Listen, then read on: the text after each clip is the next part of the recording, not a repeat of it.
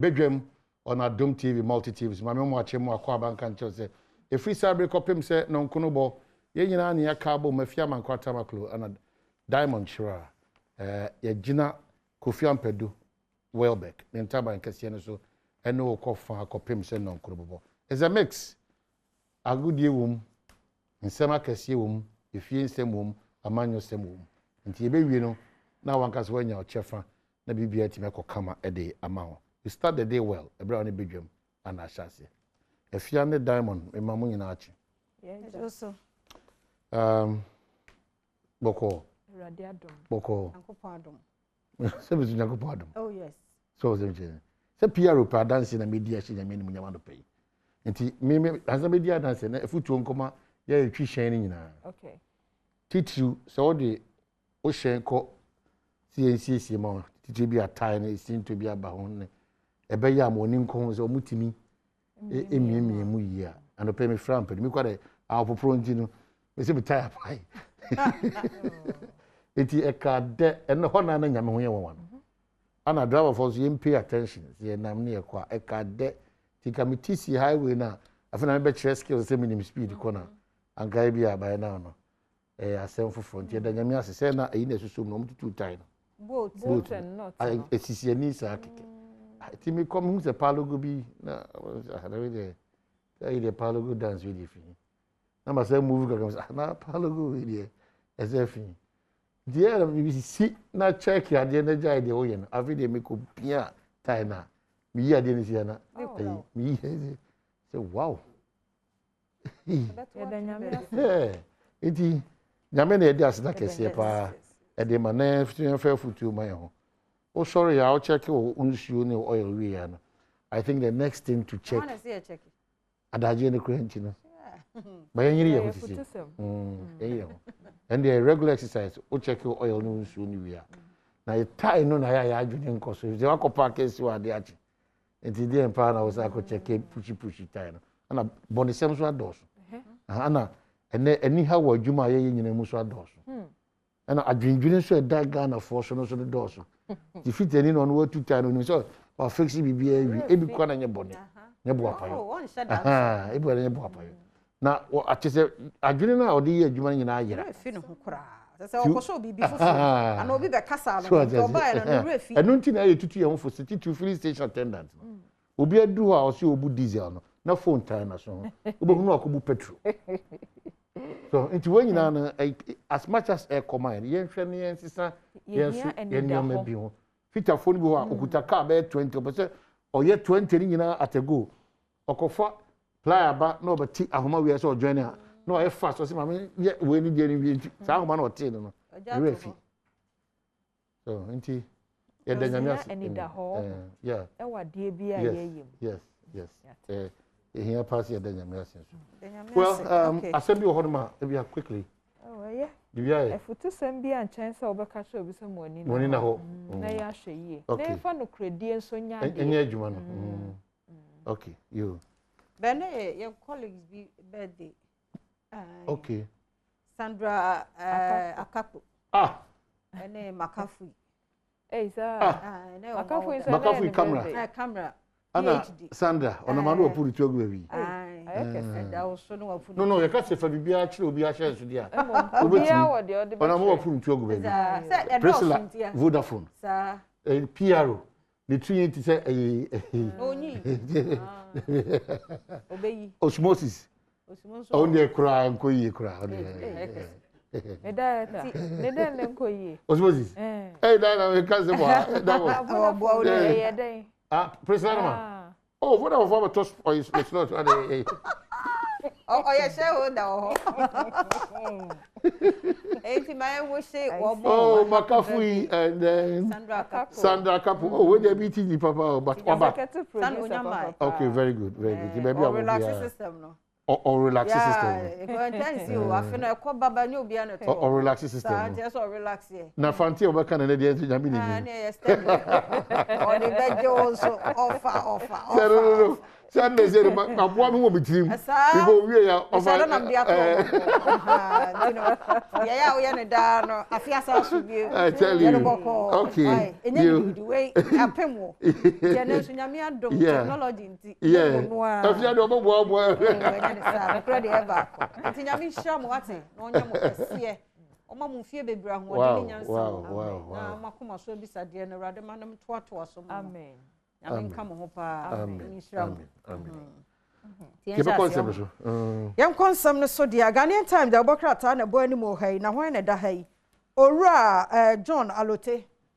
Ora John Alote no nye Jacob Alote Jacobs, Daddy. Eh, me fish and me magic still head Alote. Meba beda waje. Ghanaian time, the other hey, CEO, yeah, one in a da forestry commissioner no. There was this armed security guards. Forestry Commission orders licensed timber contractors. And their contractors need to be one more bodyguards. According to Shisha, who watch ahead of national security. Yes, a munya side in Antissa contractor money forestry for one budget. More Bob Baya and Chester crack could dear no more here. Until once some pay 17 a man arrested for attempting to sacrifice nephew for money rituals. And no, I don't kasi amote. Or no fashion designer. Title 23 pen when you was assessor. You need brand or one of us you. Nimi ababa. Hey, 13 years. Senya mere don't pass. I don't wear dear. Wow, be frasi ya de washun beshi.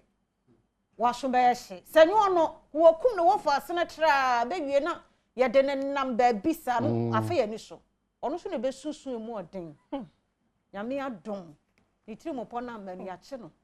Nti Ghanaian time the Bokrata na de aba. Oche hini na dana pack hemu den ohwe mo han. Na asem ni. Oche hini fumes at Galamseyes for polluting water bodies. Munya wate. Opa nko abotum. Na ensuo mo se no. Nti akra woni mhwe den bebe wiase. Nwadi dem. Ensuo na ase no no. Esere mo. Wate munyai. Na mo die de ese mo nya nhyehyeye no. Na nyamo na mo fura se too good. Ya na nan mo makwa ye hu mo do mo tubi. Na ko mo se na nke ne abetena. Yesere mo munya ntu o chi na futu. And what they may mean page 15. Where beam Electrohem poised to employ 6,000 youth for a dance sort projects. Electrohem no, you say Omoka Magdan group of companies no. Okay. Na a dance songo sort project and idea you say when you no. You see a dance no potemudi. By end of this year, I'm fetch my 4. Yes. Wow. A mebunu bear 6,000. Wow. Modem. Ti adwuma no eba. Ye mompa ye nyina ho. President update on pandemic. COVID-19 second jab begins tomorrow. China, yane kanema mpani kufo di nkomo mashasi so obeto so no. Na yese duro no. Wo bia first one no. Mr. Second one no so nyame adma ye besa wo. Na mo manya wadwen se bia ba bia me wo no no ahwa. Ye hian se okura wo card no. So okura wo card no nko a da bia ben wa wo beko bia no. Process na ye adwuma ye digital. Na ye so e card na ira so e. Ene wa yu hu afiri. Ya yasem. Wa wasem a. Ayira dia wa because ye ni time afi ne ye kɔ hwehwɛ se din obi ha. Wa yira na. Ya e dia na yira na. Sa. Nti try na hwehwɛ. Menya sure so won't you ya na ba bia wo se no. Dia mai kra we don't pay. Ye nkipi ni ye. Card ye na no ye. Nipa do na afre me a. Ye card ayira nti betimi akɔ ye ni we. Afra ma PR kra afre me. Eh PR nso de won so how are you? Enti just said de kromfo awia ana ato ba bi but say wo de ato ba bi na hu akai na hwehwɛ. What any matter crosses say won kura bi ko akwantu de on hwa wunya. PR ene da ho no. Nti ma wie Ghanaian Times.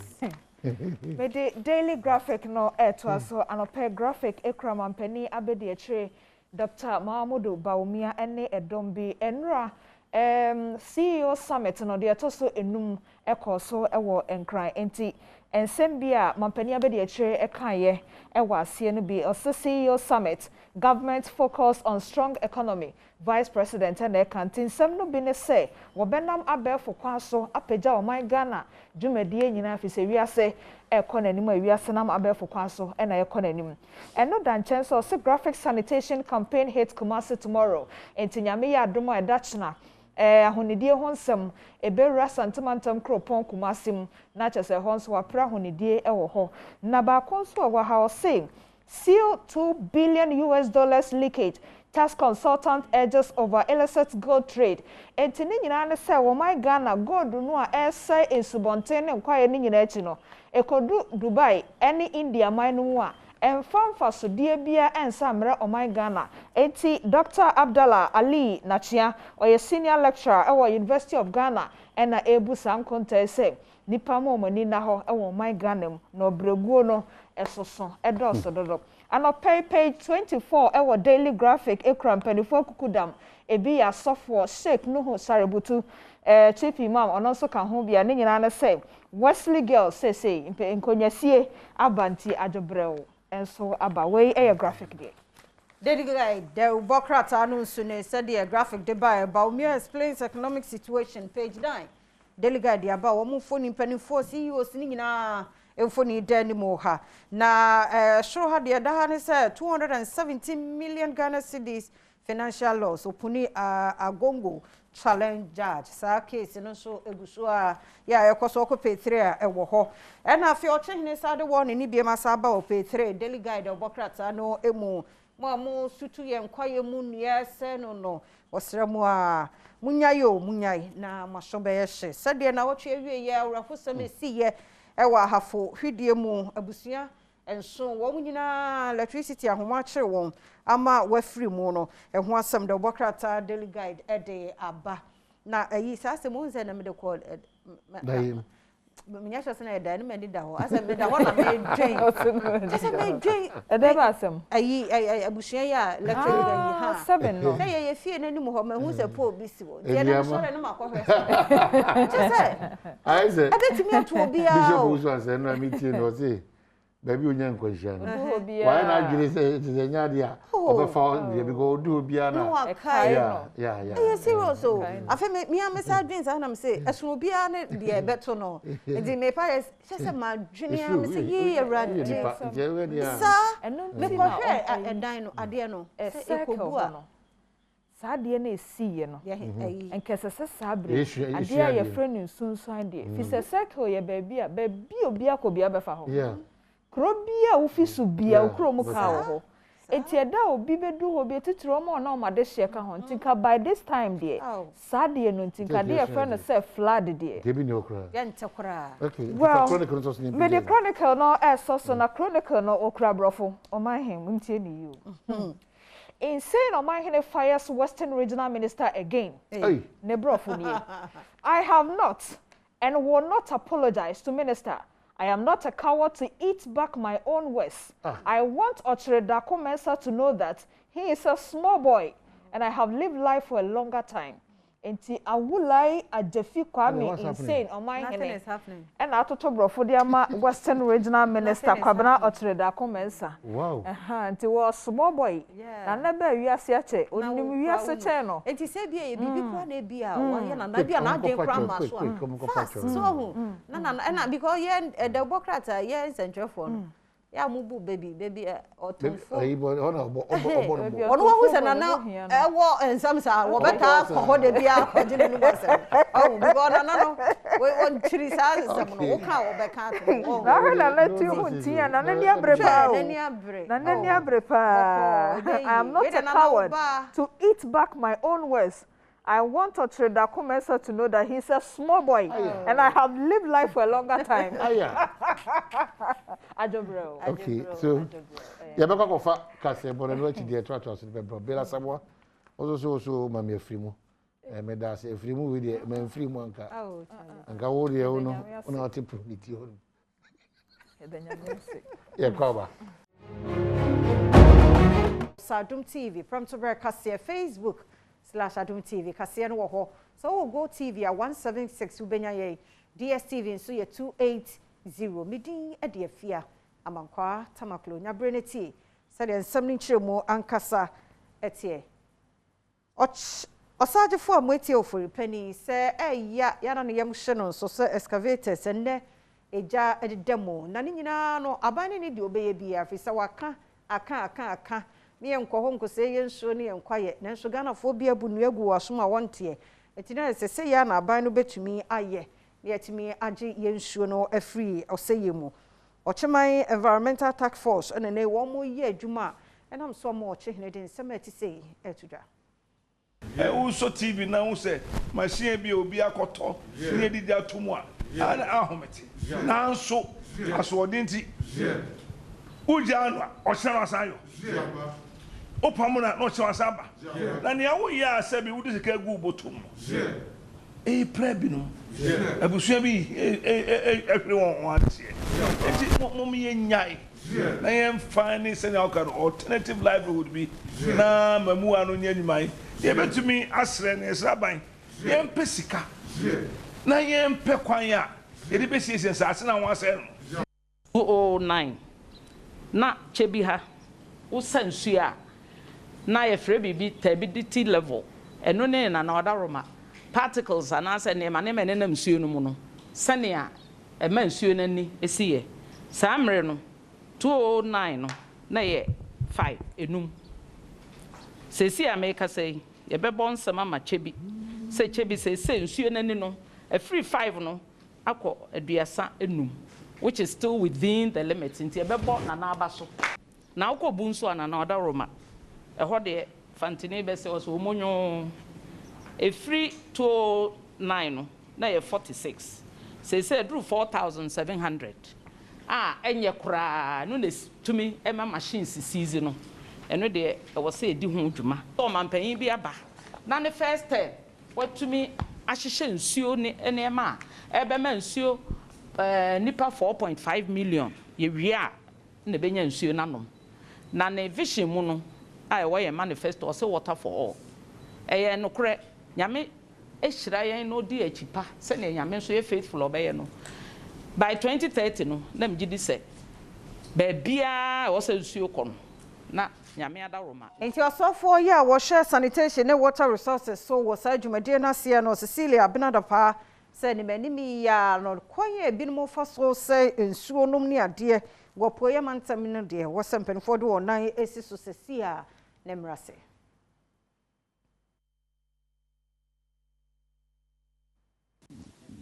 We've come here and I'm very sad, honestly. Very, very sad. Looking at the fact that somebody has the audacity, or some people have the audacity to divert the Brim River, to form pools for washing their metals and using chemicals, and then this will seep through into the river. You've all seen that the Brim River has been diverted. For me, as old as I am, this is the period I'm hearing ever that a sacred river or a God-given entity, a living entity, which hosts fishes and other aqua culture that we all can benefit from, is being diverted. This is a humble appeal, a very serious appeal as such, to all those doing this to stop, because people need clean, potable water to drink.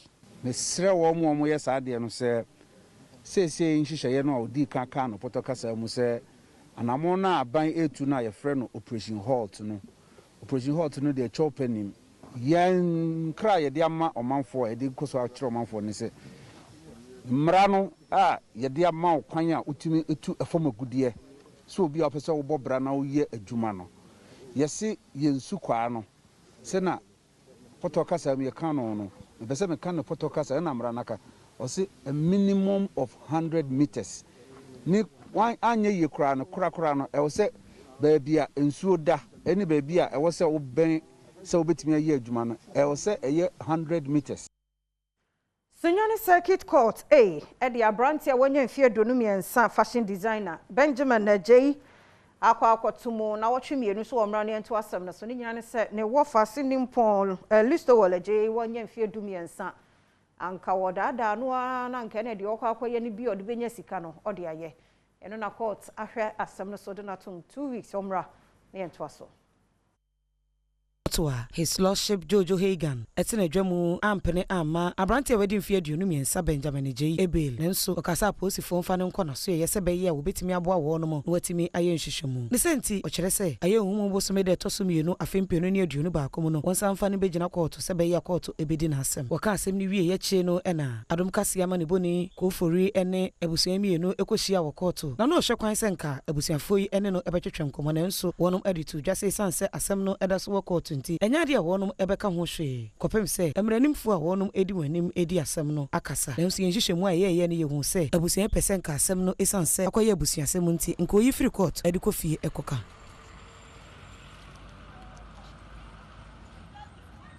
Mame Nkwanta South na school ho nsɛm wɔ Nkwanta South deɛ nyame no mu ni enkɔ yie sɛ school dan konwanom wɔn mo to mu sene kura ofosu batɔ MA basic school deɛ wɔn ho kyerɛ wɔn nti baabi kura nka yɛse yɛde yɛ bɔɔho na hɔ na sɛ wɔte ehia deɛ ama no boni akɔ hɔ ɛtoa so KG for no wohwa baabi a wɔn ti no ɛnyɛ fɛ bɔɔho ɛna kyerɛ sɛ yɛtu ɛna nka community no ɛyuzu bɔɔho no na sese akɔyɛ sɛ bɔɔho no asɛ enti walls no akɔyɛ sɛ KG for no ayɛ a wɔn dade fam ɛno KG for no mpo tituru kura nti na ya movie classes no ɛde aba ndua na ase ha kyerɛ sɛ sani aya guru ni ade nti no na yɛyɛ adwen sɛ yɛbɛyuzu bɔɔho no a de da form ni ade wɔ ayi floor kakra ɛwɔ hɔ no nti no betumi ada so na asɔre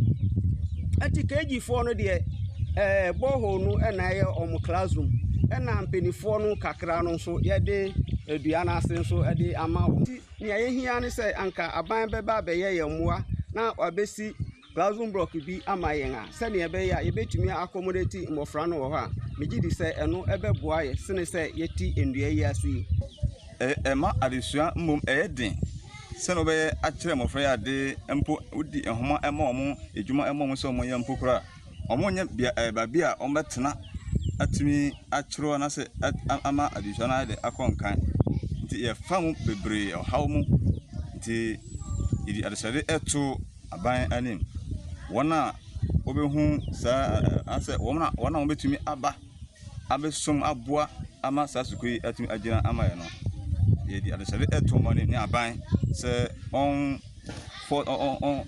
ɔmmra na ɔmmɛboa ɛnsi saa sukuu dan ɛma yɛ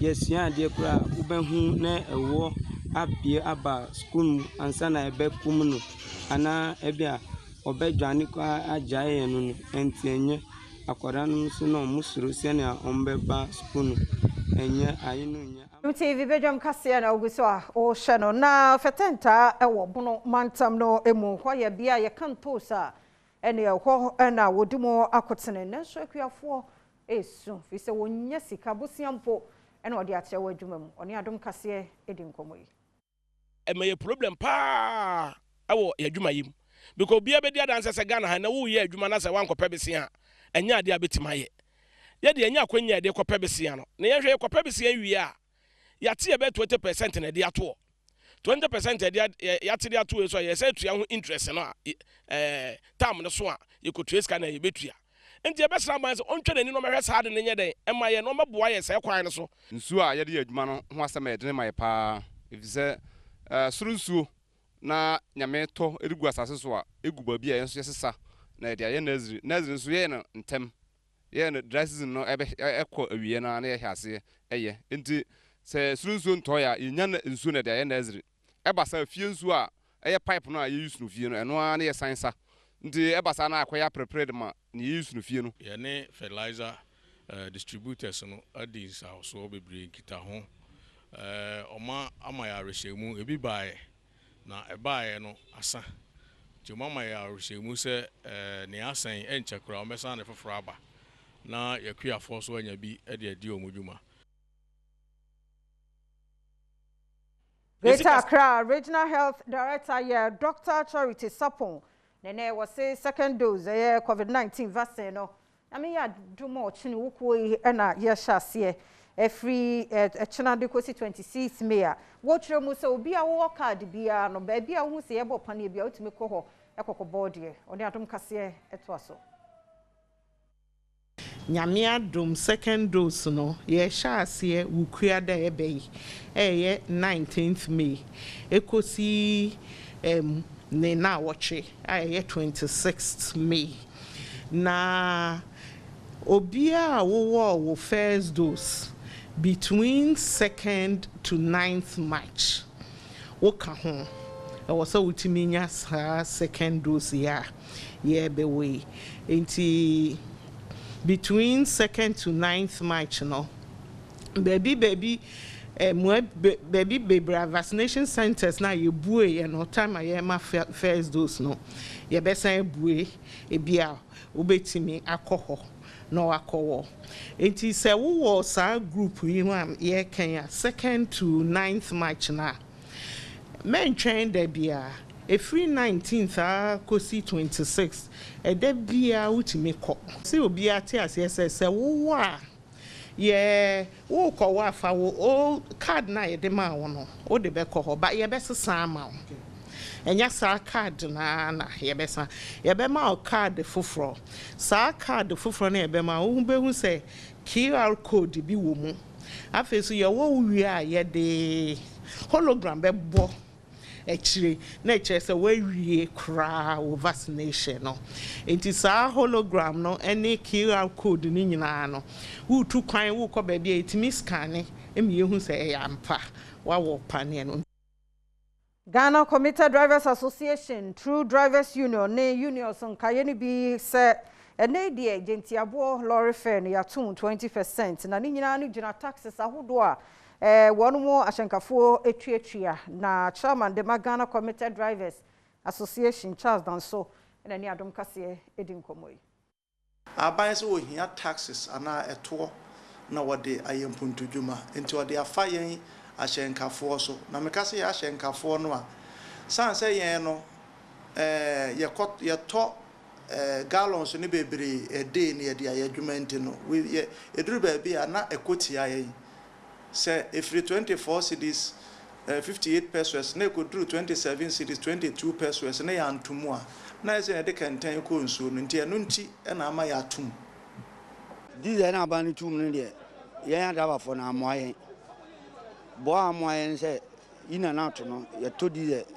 small cars na use no to dize be 4 million in and out ba sentumu na ba 20% na ye fin say eno ne ye pesa ye pede fo ndo mo de aba no ejutum omunye ne samai na abano se se na se peto ndo mani nyina wa mai na fa se ye bre ekwan ye fa so nye kwan koto awu u doji owu sa de bia doji owu sa obala ni kapre e se na do se se na oma we di oma nka ho mai driver ni de obeji ni sika enti bia wa ba ni ese ya tumu a wo hwa na osika na enso a na sa na obesa akofia na eja wa sa akoya hoboa no wa ba mesra aban ni se on fa ne nancy form because they say ono a wontu adwuma ni adwuma no kra bi ni na wayo na yatum ama ese adwuma ni Ghana enti wa oswa wa pampam na san de akotwa lolo fe ebi o ha de chi okofam a one day kra no de obedi kra na aiden ba bia wo se yakokra na lorry fare ne niam bi kra na yetimi fa fom na e de akọ ti sia no o mase ato lorry fare mu ni de na ese se de bibia ebe basa me nyina no so na Adom TV Badwam kase anopɛ na ha ene DC ye da se sa wo hwe bie bi din afia amankwa atamakula gudie mo nsam Professor UK Wallace eto aso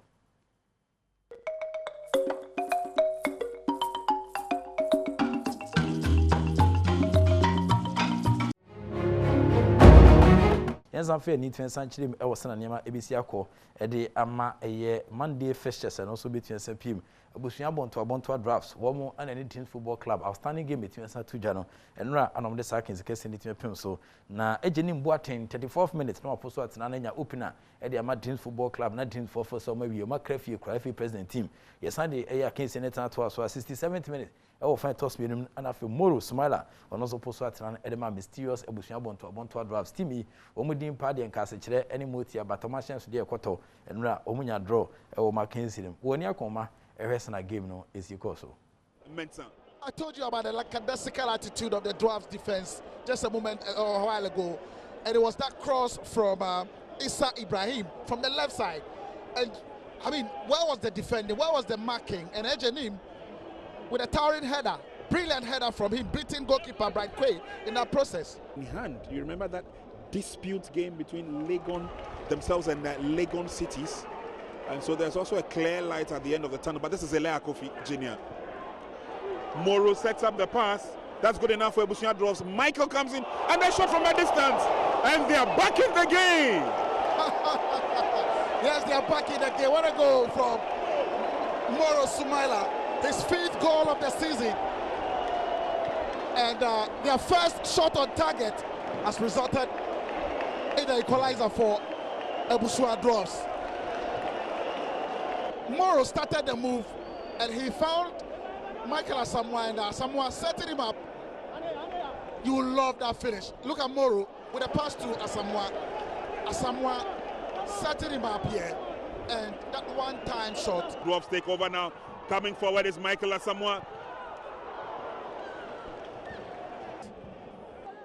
To Ebusuan Dwarfs. Daniel Lai will call it a day. It's all over here.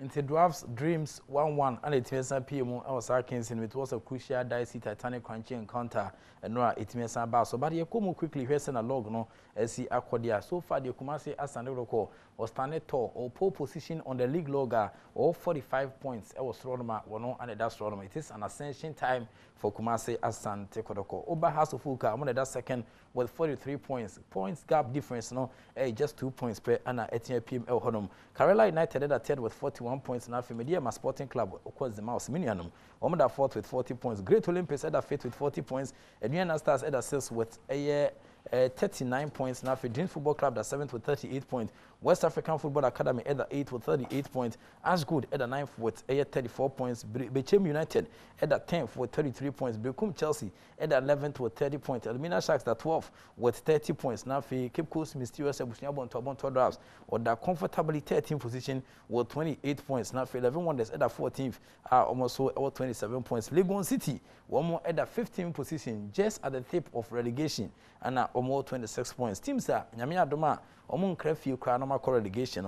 Liberty Professionals Edima Kwatenepa or just 16 points or just 16 position with 26 points and after Kumasi can fight Alaji Abdul Karim Gusa team no Edia Obeko 17 position with 26 points. Now for Obama internalize the Okorida but of referee you know Bekana or the 18th with 23 points into we and it's a capacity no ACTA our league log no so each team and his capacity determines when I will call any da will call any da so so and I'm church chairman was na niama ACA course na high still Adom TV so and when you go so share sena Ghana Premier League log no ACA course into no table no and eda hotafa asa no even it sanchire mu crowd from there next na no under Asempa 94.7 FM multimedia enkraba tabakwa Yedimu Akwatenepa our current affairs na so political issues more but sports and twemu awo pa was na yenhye no esia course no na yedi dwumadie bitime sanpem so capacity building seminar kese pa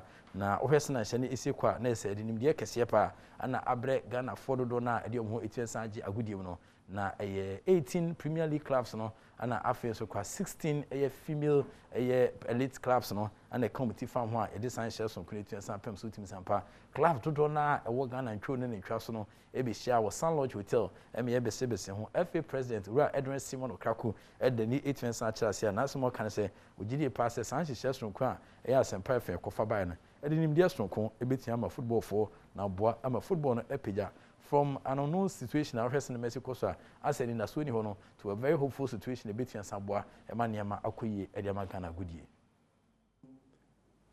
It's a platform that I have spoken about for months,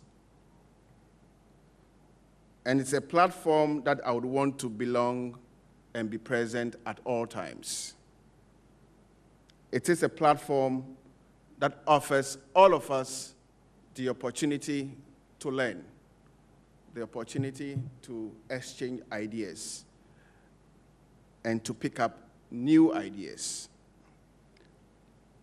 And I'm talking about a platform like this, a seminar to speak about our sport, a seminar to educate ourselves, a seminar to enrich our knowledge levels when it comes to how to improve our sport. Capacity building is key, and it's a subject matter that I have always spoken about since we began the genesis or the journey to bring back the love, to ignite passion, and to create wealth for people who belong to our football ecosystem. So indeed, our Football Association is very much interested in capacity building. My colleagues on the high table, I think it will be unfair if I continue my speech without saying kudos to your good self, Alhaji Audu, the entire multimedia group, and most especially Asempa Sports for showing the way. Let's clap for them, please. If Ghana Football Association President or say Asempa Sports have shown the way, and Odaya say you be a candidate to, and then say you couldn't be into no kakra na dia aba no, but Alhaji MS Adams, a Minister for Youth and Sports, ono na papa yi begina anam edema no na ono so the speech by ten ne kasa wade but ne komo de ono so de dia odija ni. Ministry responsible for the sector, we will support all initiatives aimed at reorganizing, reorienting our clubs and placing them in a more convenient position, well branded for corporate Ghana's sponsorship. The Ministry of Youth and Sports is currently putting together measures that will lead to the establishment of a sports fund that will provide consistent and regular government support for sports in general, which of course include football. For us as a ministry responsible for the sector, we will support all initiatives aimed at reorganizing. Yes, inti Alhaji MS Adams ono ana Minister for Youth and Sports na namu senior obepm ewa Asempa Sports capacity building seminar yetime sande 10 times so dem elite clubs ewo Ghana ha intina any campaign komo ede papa ana no so de we 8 jan ba che no so ma say Ghana's fastest human ye kan crofo mo ho harete say okwadwo ewo ewiase afa na Ghana de no ana na no ada omde say dwumede kase tempem so ewo kumase na ansasafo ana for Grace Owo wo ana champions ewo Ghana's fastest human competition 2021 year and also 8 dwano na okay kwani chim hesa nema isia kwa dwumede no GMPC Ghana's fastest human GMPC for madama wo ana de 10 times na no mebeda e ma hyehyɛ no so 8 koyi na ye pie mu ewo akiri ni. A GMPC fastest human akensi kese tudwa e Kumase Pajo Park no mmaya ne mmemu ana di omhu kogye akensi kese yim ye kowi ase mmema na famu wo ansasafo wo din kunimu a nini aba Grace Obo nso din kunim e wo mmaya na famu wo ebra asafo du tum dika 100 meters no 10.4 seconds na brante se ne niaje se ni patwitwiri die yi ono ne wadin kunim. Me coming back no my strong last GA competition me am 5 me 10-5 it me ba no na me determination nyanse me drop time down na me tima for competition no it some baby reference I surprise na me make time away Grace Obo ebra odi din kunim no 11.67 seconds a empanifo edna ba so body kese no. This year is Olympic standard. What Ghana people should expect for me, they should expect more gold for me, and I'm not going to sleep. I'm going to train hard so that 2021 All African Games, I will make it. A GMPC fastest human akensi kese. The GMPC fastest human ana wote sɛ na nneɛma esi ekɔ so honom na sɛ ɛyɛ safo ansa ana afi Grace obo wɔn ana time kyerɛ wɔn bere pa di nkuni mu afidi mu atim sampa GMPC 2021 fastest human dwumadi a wodie no na ɛni kapa na emiri tum sere bɔ kwa no ɛyɛ Euro 2020 nyame adoma fi na ekɔ akɔpem ɔkyena ntem ne de ɛyɛ multimedia ebetia launch Euro 2020 na mo hu sɛ na ho santram no AC tre owiase afana nyina nti oyesa na ma AC akɔso na sajo sɛ Netherlands na sɛ ɛhɔ na nyame adoma ɔmo saba ɔmo de ɔmo squad na etia sa to nyame adoma na sɛ yɛhyɛ dwumadi kɛse na sɛ ebibie mo hu sɛ na nyama AC akɔ nyame de so kra na yɛrɛ ho sɛm kɛse pa ato ɛyɛ the technical and the management team and then players of Badwam United nyame adoma ne ɔmo sɛ ɔmo de ɔmo ni etia sa kyerɛ ampa bame number 2 ɛwɔ kotwi nkranza of Obuasi Road na ni nyina ne sɛ ɔmo bus driver kan kyerɛ gu nti ɔmo hwɛ nim sɛ nyame adoma sa bus driver ne kwaku afifa ɔmo hwɛ nim sɛ kwan bia so betia akɔkata na chi sɛ kama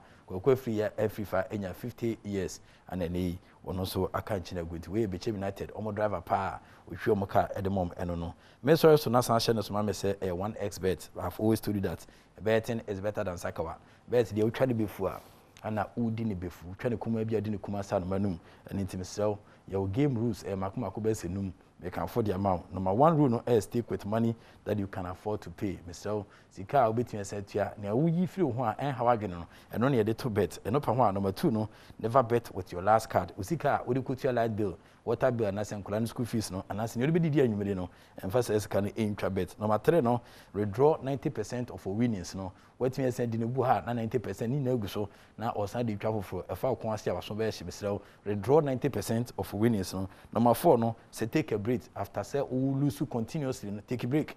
Ohwe na de bia bet diwa to bo ase kakra manefu abese me nse bi ntwema sana obesan to bi a wetumi asan to ana fe number 5 rule no last but not the least rule no don't be greedy. Greediness is witchcraft and sorcery. You can't any brea bayisem intimsrew ma bayisem nya wode na de bia ohwese na wofese wudi niti no o se sabaja pade nyina de atoso waso be hye na mu bet ndie maka chole da se ho hintasem se otwa ne befu a ana udi ne befu nti wasase bi sika kokko ana se ka bi si fia betia koton ne tempa so phone kra de odi du seka ya boy si be ma osika na odi aguso we twa ne befu no odi ne befu na boa maniama etia kwedi ama aban nam gaming commission so age bet atum se ampa ohwe 30 million population onye sika fa mu bia eni ti no boys ne bibire na ya kwadworo but ne bet na ba beboa agf san kwasoma ohia ye se odi ekomu no ntim sew 1xbet madama omna de san hyehyɛ so nkwatua saba nti betting ehwese ne mesi kwa ediwa eya ti ya fa dwene kakra eto enye sa dia utiri bebom odi obia no asem achi etwa bet ne kwase amuli obuhu se na waso be hia ewose ne ma esitie mu eboafo eba de boafo ointment ne boafo capsules aba memene bi ne no so mbo ma pom dem sem entwen kwe mu nnada ene ta chire bo ama na no penso dia wo kan sie mu sem pan saka itmejawo wo ba kampadu na afi oprese mu o madama o ne bo ama direction e solid na afi so kwa no hard working Sergio Manuchu the revolving and oscillating reporter guys mark me afi do anything search ma from makeup to make down na afi camera lady beautiful camera lady also obon African wear camera na free no no ho or too much chale we too many chale we plenty wati omo na etime boa ema niam etime sa koye hwe ujafo so na oda no panna no tin sampa ewiase ye de ye besia na madam ase na mama mo ene hwe ya me yadoma emere ne san ba biwa ye be san ne wahia na afia bonko within the Enoch kwasi walanyo wala sa gudie catch ba kofe na bigina mu de of course evidence based for presentation it message out mo menu Susanna Asante Apia o ewo temahye so Suzy owo afa ho afa ba congratulations and enkoma Suzy o ba bia o bia me da say the act of being a good guest is to now to say goodbye.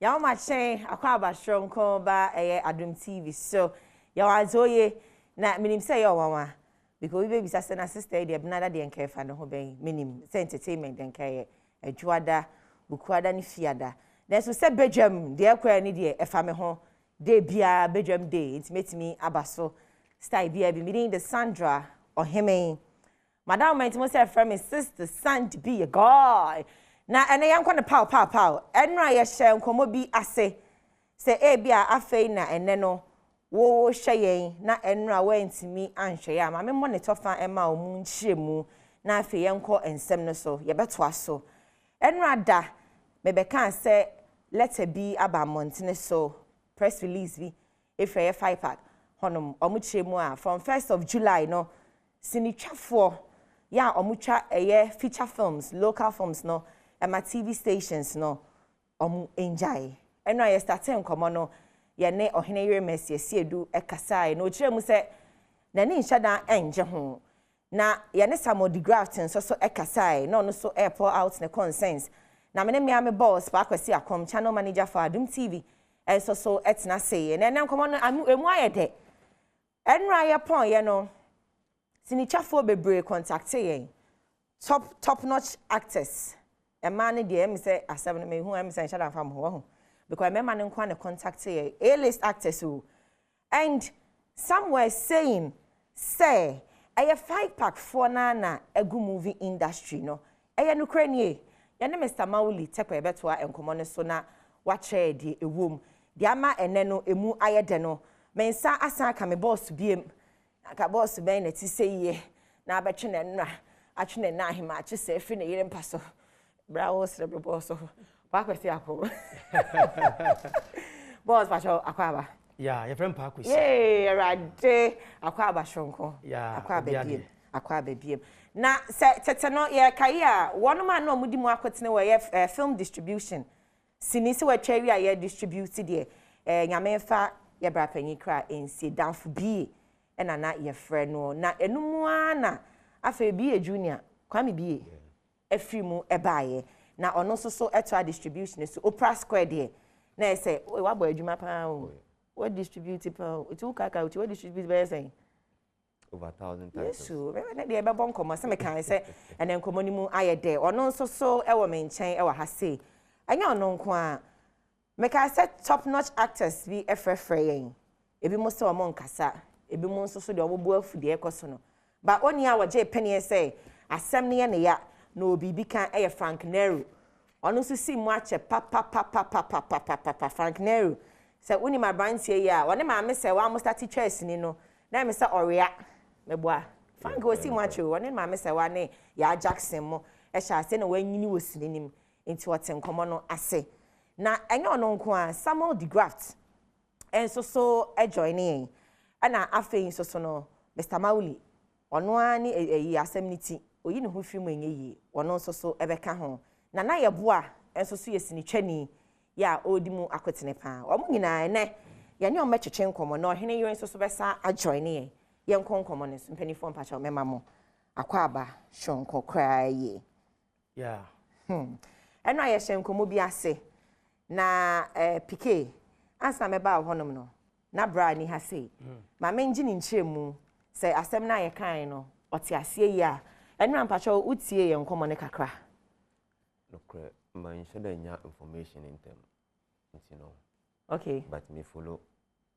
nsem ne kono okay enti kakra wonim ne sen ansa na yatoa ensem no esokra kakra minim ne se producers try to meet me I will draw movies or television so then I beat me as I get back to work yet me as a producer amaye ohini bo made achimbe so o so kakra wa me say no smart to one bo yet me as a producer movies na Ghanaians enti no wo de o chemu a asem no ye for ana against they say o parliament oh you know me for o ye for yeah wow make I say asem no ebeye de ye pa enrada enkoma a course medican achiremu die ntia ene ya say sinkonya ene bina sanse nkomo bi course so enra ede ne course so ebia na afi na wasa so ma mensa entim enchew 5-pack 4 aye press release so wono mo a omo ye feature films local films Emma TV stations no from 1st of July no omo enjoy esan so ma share hu say ha movie industry no egu sinicha no eno mu ne pese ye bisa say na obi mpo enya sen free sinicha mu how much na obi enya free sini a we invest mu afei so directive help be na say 5-pack 4 no omode ba be na ye ntimi endru ehonom na afei adenti na still crash cinema ya tutum ya tu cinema mu ba 5-pack so say ma sinichafo entwa TV station so omo enkoyi ewo ehenfa any. It's what henny. I 7 new. Also, you're for, still you're for. Yeah. With him, with him. Yeah. It's the same I drink. David. But pick after conversation, no. After conversation, no. And now, quite meaning our feedbacks, baby. Actors for ni because the 5-pack for na a good industry, no. Me pacho unya feedback kakra from Sinicha one more Sinicha because your channel manager go for the more content ba unya feedback kakra. I so no say Adom TV ko akire nti no. Bibi a odebe to Adom so biara no. Obenya feedback. Yeah. A bit my positive, a bit my negative. Enra no na a mix. Okay. E binum e support. Okay. Idea no. Na e binum so feel say omo hu ni nti a say ba ne sa. E san say what the kind state bibi say ya tutu cinema simu. Na ya tutu cinema simu omo so omo de ne say hina omo betumi ada omo sini nadi. Na afa mpo no enra na meka bibi. Sini na nkasa no obi wa na o sini be enum. Okay. Sa o pese o di sini ne kra kwato ba bia. Ese obohu dewuro. Okay. What I say? Enti no no tete no. Ye be fa sini no be mienu bi a e dada. Na o di akọ TV stations be miensa bi. Na waka kire mo say o pese sini fufuro bi a wetwa no da na die. Na obeda na die no ese obohu dewuro. What I say? And then I want to mean koyi sini no baby no. Aya even worse. Okay. Nti say o de beto baby kra na ese obohu dewuro. Okay. Nti na omo bisa. Say aso. Nsem we ekoso no. Yeah, TV channels no. Okay. Say aba ne say omo atwe asan a ana say omo atwe omo movies na asan na say omo person be bo dewuro a ye ko ne say. And I say ye be ko ne say na say ye ko no. Because a business and I and also we business. What you say? No feedback ne dey be brain na buy. Okay. Be brain na buy. Okay. Wow, my channel manager Pakwesi akom and I would say can we share my feedbacks no. Be brain na aba na maybe a phone lines. Wow, upe sinicha. Wow, do sini. Wow, we enjoy local films. Ewa Adom TV so. Na weekdays na be 1 to 2 honom bi no. Yetimi chow sini light one and sani edema me fe obra abro. So yesi e bejai. Ude ni be yesi ni. Ansana mo amo sini twam mo amo sini twanim no mo nsoso no etesen ma mo nie mo mba na mba express mo hena na mama Mercy ka se on shada enti ase yie o se nani enje ho mo ma menko mo ho Zoom me pa twa mpani fo me mama kwa aba na no pay good morning I just yo Frank Naro enra ye shem komana si ejao. In fact, o message I will try me no na mera who mitimu say you were really concerned na ora hu ye pa. And someone e singing na as an actor. Dina o Jane fa ho. Dina work akra. Mecha ahwefo nyina na no pay na ye de nyame asese nyina na ye hu ye mo ade kwache. Back to the question.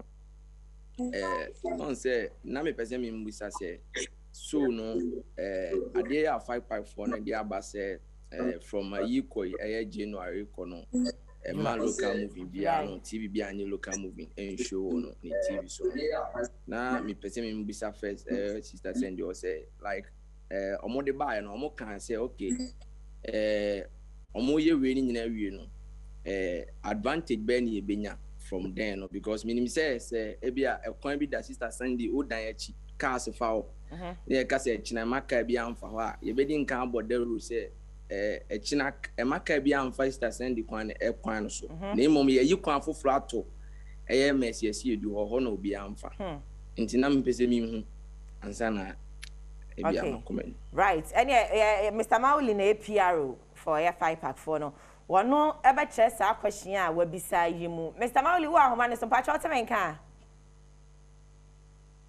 hello Mr. Mauli okay I'm saying Mr. Mauli ahoma no anya alum shake kakra wo so ne ho kwan bia se beti ne kama menko Sister Mercy honom Sister Mercy good morning ohene your papa bi hello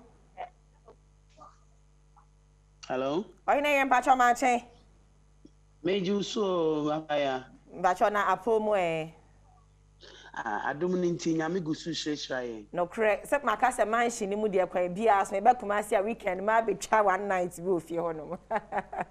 No correct. Me pa cha enran komo no. O raise concern bi se enhyedan enye wo de sa. Na in fact when asem no mu nkyere mu yie pa de. Se say no wate ase yie pa. Yo, ye dikan me chia atiefo nyina. Ye joso.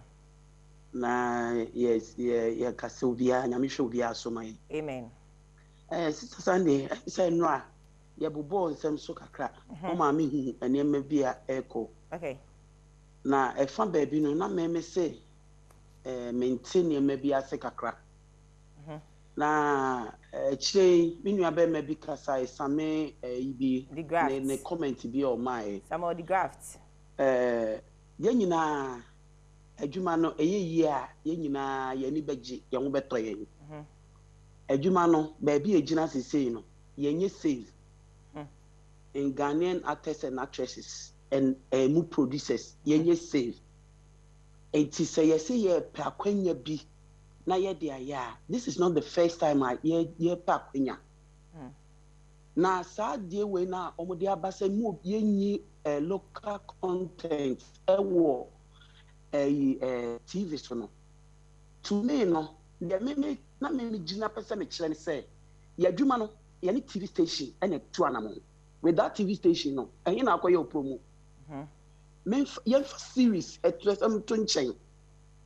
Enye no ena de ye ko because enye no nko ani adwuma no. Eye movie a ye beye eno ani adwuma ayeye. Sasa ni ye wa have some couple of years ni. And I say foreign content eji ye adwuma na boso. Ye nyina ye demonstration e wo Kumasi a. Ene ye di call ye nana otikoko so opemso ho. Bi edwa ato akoto nanim. Ena ye di some koto nanim no o di otu ho na mo kakra e ma ye. Ye gusu a de anamo otu ye ne ye hwe ankakra se beba. Na say ye timi aye demonstration. Essay content, foreign content say ye adwuma. Then na ye say gina ho say ye yi local content e wo TV so a e de na ife say ye kire. Ye makwan ama for because TV station no oye na adwuma. Enti obekọ akoton the content no de abeye na adwuma kwasa ye say me yi local content. Eno ni ba bia me gina me say it's not the best. Sesabi ye twasini na se ye de TV station. Na sebi akwanya ebi no na nsisie bi wo mu a empanifo ni se so mo de asemu ebeba no omo ni TV stations no enhia ntrase na measures bi wo hono mu a omo fa ncho sebi me yanyi wo hono mu na en solve ye problem. But I was omo ni TV stations na trase na measures bi wo hono mu a omo tumi de toto na no mo mu bua ye eno na me say it's not the best. And yes, I do many TV station be a content or series no and yet series I be a baby. And I see none and your producers none the chumana ye nankasa a movie na ye cha ama amansan ashano. And no one semi near yeka. Eti mesre baby say sometimes I send mana ye ma commenter. Obi ntake personal say we dia what senti ana we dia ne hoto no ye honto ye nyina obi a omo ye series obi anim say na series ne te enti say ye producer e fa wo amo akotwa sini mu a charge no age musika enti mesre me masem pa me gina so eni say na ye stop dia na ye engage foreign content and asa be gum kroyimu. Okay, Sister Mercy. Okay. Wahine yure Mercy Estiedu ena ono so ache di ewom na nia awaka no enra movie producer director Samuel DeGraft eka asembi ano na dem beko me boss Adom TV channel manager honom o chere mu raise concerns we say telenovela and all that, and I like the fact say Mama Mercy and so aboso Juma or no, and Mama Mercy, business. What I say? It is a car number, beba. ye 20 men na ti ma me nko me boss for no PK sa comment na eno asamo di graphs e kan ye no eno na mama Mercy so asesi so ene anopay comment o kan say yakofa telenovela and I say na mama Mercy so mu sa musi ye nya ya yeso business na ye enti yeso ye be de ye be bibi p sa comment enra ne nne dia na wo kafa ho as a channel manager say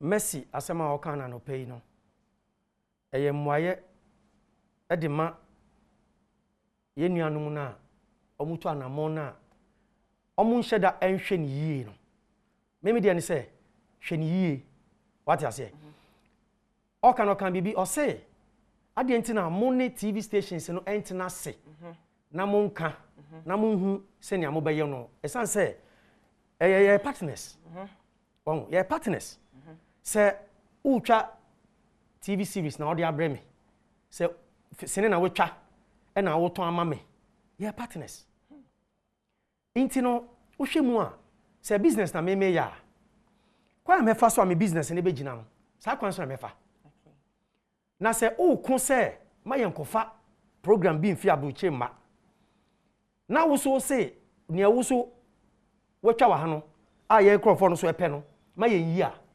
yen yi den na yen yi do you understand the whole thing a dey important na yen yi okay and raso mi si so no me kan say ye journalist channel ye yi niam ahudo bebre okay but esa balance no se ne be ya o viewers no obia benya ne ese se onya obi wo ha na ope religious programs obi wo ha na ope pure entertainment obi wo na ope discussion obi wo na ope politics obi wo na ope movies ana ye movies no ndra me si su kan se eno na ye de kire oman mu nsensem ya manyo ye nsem uba no ye traditions ya mamre movies ya ena ye de kire ana I say you say we are in a global world we are so na kitikiti hye yensa enti no se nya wo prese obeko India akohwe ho wo prese obeko America akohwe ho wo prese obeko bebi akohwe ho no saa so ana eba ne business a ye fa ne bi fi abrochire ne da bagana sabi ye wo Ghana yi ye export ye koko ye export ye koko ye export niema ye ne Ghana uko export promotional obi hu say ne omu ya ni so omu bua say niema e wo Ghana no ye bebo hu deuro papa amani akọ amano ne nti ye kente ene ya hwene ne sa ne mani na ye krako sana uba other businesses ni mu a ne mebi wo ho a yeso ye be kraba sabi tells are tutui na enra me producer ampedu or the infanton tells are tutui ye wo Italian star ye wo US star ye wo Ghanaian star ne osika betumi no na wato but businessman not Ghana ne de obe force say obenya ni na say na be serve all the people total on fan one sided intini say oku say ye njai na say wa so ka say afede ma ye yi ada wana na opese ye den opese o chichire nsa gu yechi na chese yenye den no na intini ase eduka ne de Mercy e kan ne de e so omdwe ho okay what you say okay na me ba say teteno distribution company at say ni structure for distribution sales any business obetire mu kakra tetene ni say no difference abem mesre me person me kan bi answer na wako distribution asem so with the not Mercy e kan no dem won kakra asisi so customer television station em won na akwesi minimum ayo adwuma na che dem ka to say so say ka say sini na say yemi say ho say television station say no moto sini o producer ansam say na mo so mo de ba mo ba se mo kra mo bo say wo ton ade o na ade bo ne be ba na yeso ya ye dia no TV station biara ni ho a waje bo free producer anchen da e wo krum a where sure me na me ka cho on what basis wo na wo kan wa asem wo adapt producers do mo de ba me say television station bia ni krum ha otimi ka cho ebisa o producer say producer o sini we eye sen and say me madam minim de meka you can't talk for everybody like that customer kwami be okay mo ncha me producer mato sini afri ni nchan a producer na ma mo bo television station mo krom a yo but mo kukuru ska ko telenovelas aboarding from outside so into mo ka che Ghanaian producer say ni mo tie ni mo ye adwuma say some amount of money na dey to movie every producer ansem no obetumi send they produce new content ana yɛhwɛ from 2014 up to 2021 movies almost show with TV so I dey go hard copy so e better market no some movies no omo bi so omo say sika omo to free producers nsem no yɛtumi send they produce new movies dia ba na omo check on records say sinidodo a aba yɛde abrom no ebi wo ha yɛ be 2020 and 2021 ana ubeto sini every producer and charge you the hand to mouth chop money no dey amount of money amodi to movies e okrom ha say no ye fantia even welfare on set it is a messy cast we everyone want say messy as customer television station because ma rehompo ohene Badwam ma reho no Badwam ase ma reho Badwam pachenya aboche be make atma say television station mo okrom ani producers ni ye etin afia fa ho adwen say ye no mo nkontoko ye no mo dey adwuma na momu no ye ho amafo frɛ bisade bia sɛ anase sem sini mo fa from ba de show TV so ni nya dada no so aye na wo sɛ nkede foforo ba no producer entimi fa from ba because sini ni yi wo TV so enti yi wo TV so no some amount of money na TV for dem ma producers no entimi ntwa for so sade a ye be withdraw ni aboa ye ho akwa kotwa de ama omo demand for sini na hwɛ no ye da kwa koma omo ahwɛ amenya aka me abuild the industry ni back TV stations omo hwɛ sɛ nipa ne yɛ adwuma supply content wan nwene ono ne ho yɛ de sini ba mo na mo kyerɛ boa mo de me mai yɛ to sini sei sɛ me producer no so adwuma yɛ no enko biem ento yɛ no office of 10-20 movies a osisi no de aba me bo amount of TV so kura Ghana fo nya be mo amount of television stations to sini okrom ase but wan nwene hu sɛ nipa na ne yɛ adwuma no so one man also anye successful a oben do so provide new content amount go show amount viewers ahwe Ghana for na mo person ahwe no ye boy ho aba ni a ye kan say ye bebdo new content am ma hwe enti mo nya o wo TV so hwe a ekwan a na ye old system na ye disini ne bra ma mo hwe no say kwan so ne ye fa na ye disini na bra ma mo hwe enti mo da mo kama koma ntumi ya boy ho ne ye ba ye bra mo good content am ma hwe ohene na mo de mo pa mo hwe foreign ones no ohene yes nyaboche wakasa pa minim se eye ya wakoma so oh yeah emia but so bo o kan nyina meet ye udin on say TV stations na ya business ne ye dealing content anope hwe big show morning show say content ni mu edu na yapon na eto asema me efe obra content ni mu edu so we are sure say o content how de ba ye no na emu edu na eye wet price bi a wo expect ya na your producers will krom ha men kan to me won say dia kwa me bie omutwa good content they make out to say your producers will krom ha say ya mechas what they aba what negotiate ayanto me brown content nya me nhira ma akora bisatelma since 2015 last year and I'm begging me drive one yeah po ma akora san nya me nhira ma picture quality sound quality me check na mo trailer apekwa me dem ma mo TV for na mo da to TV no sisi na Ghana phone nya omo ma hwe say sini nim say sini na America no very good content mo ntimi angi sini no enye say bia enye force also moje but content am provide ye no wa wo sini eni e de hwe sini a onim sini mu no o hwa bon say but because of amount e bia mo betua ni nti no mo ntimi antua say sini no last year since 2015 na mbeje me drive every Adom omo bisa tema ohene me ba last is it 2015 2016 war and also movie meti amount no and mo ya de nipa do ya de oh yeah a number of the stations o krom ane amount o mo de to sini na hwe amount na Adom to ni sini a na ye nti convince me kwa me bi me fa movie ma TV station because of abo mo tia no me hu say insult na producer and am this sini ni bremo amount a sini no na ka Adom me ma me no since 2015 me first time am bisa no ka kire me say mun show sini ni ntimu ntimi ntia ohene meba ona meba asama obubo sigina o ka o se ska na de ma me no makodi me ne mire ne me makwa kodi se ska no ohene meba de me ka atma ba pa me pacho nya na ntimi san kon ko produce from family ba pa me pacho nya aboche ma me kakra me da se asama o kan sem bebre akan si so to the extent say monfa emba how ana mu yisini ne mo old ways mu beyi say ya to cinema mu oh say distribute CD pan kan no say na CD obetimi aton CD center na me bisa distribution asem no o ka say old ways na de be mo you say distribution of CD ko form ya to cinema mu say so onko sini ni we hin old ways na wo kan onko we hin fa say abra ni ye adwuma no ne o sini a acho ma nembrem kaka ma me shawa wada ma da say membrem wa kan sem ni pi kwa me minim say bibi ena ma obofu dabi me bunfu ye me bunfu ye but e me ya say mo ene mo ye adwuma no because abra ni e ton sini mpo no advert ani e board television stations kwa na enye easy ene ma mi church ne me mu ma answer what be answer question obisa yen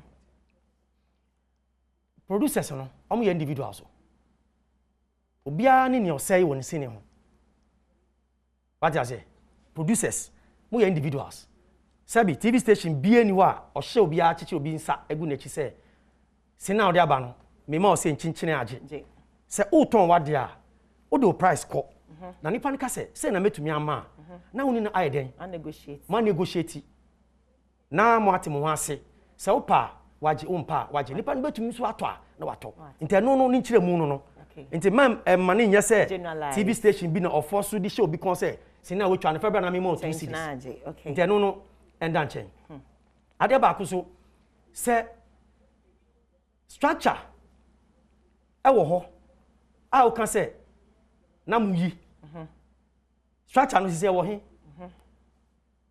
tete no sini no ye beyi sini no besa mi kire bibi ye beyi sini no yakoti asese akohwe sini no ye hwe bia we twa sini ni se okoton no ope publicity no the sini no ako TV channel because opese obohun dewuro e bia sika na wanya kakra na oyi no nyan entumi mbo saaka no entua saaka no nti odi sini no ako TV channel na TV station age at a price na omo abata chese me maw enframa usufa sini na awia no fama me na mi sumi ye da mi yi na mo ate mo ase na wo de promote na wo de aton sini there was a structure anya kana structure yi wo eba say na structure no go TV station there so wo ana movies out there TV station no anya wo kwa nti ye be yi but structure no aso mo bo ho ban sen nti nya say TV station no eyi sene no ena ma wo den wo adwuma no egu ye nemo there are so many factors yentumi ambo ho ban a e ma no gu ye obisa nice question certain o the script back up eto o ma 10 directors obenya 10 different stories one story no ebewie no na wonya 10 different movies the same way no sa 10 movies no obenya no ebia quality be different there's no way all this are 10 na o mi na de be ba magini na mama ni na the same price because obi be fall obi be kosoro enti sini de sometimes no quality na o de be ba no won e na be kire ni obi pese o ma and now this is so bad na so beginner so yi ya e no kire so on pese obeto what you say and na sini bi wo so a me say me kan ha sabi me nya Adom TV channel manager yi supplies be brand na be tukwa kokuma se ni o ma ye meetings a kire mo say Adom TV ye direction from ye panema chese e wo soro o chese e ko high nti untumi ntwa bibia keke sebe na o famba nti programs bi o do ma meyi na maka che say we emfiti a new standards we emfiti a new standards nti mo ma yen check some of the things that we do wrongly that makes some people feel say ade we no it doesn't warrant a particular amount but what me say nti na say kwa me bi etiase me ni big brother sabi wenya baby akọ me na yedwuma dan for be yes ya yedwuma che na pesa me kan bibi sense so onum se Kresafo so Kresafo is part of this movement so Kresafo time na Adom TV started no he was one of the people that my boss current boss took a lot of movies from all the money free one to anjin usika let's be realistic asam no da ho amoma yan kan se ne da ho ma yan fa wonwan let's tackle the issues ama industry no akofom na you enjoy those blame games you know say TV station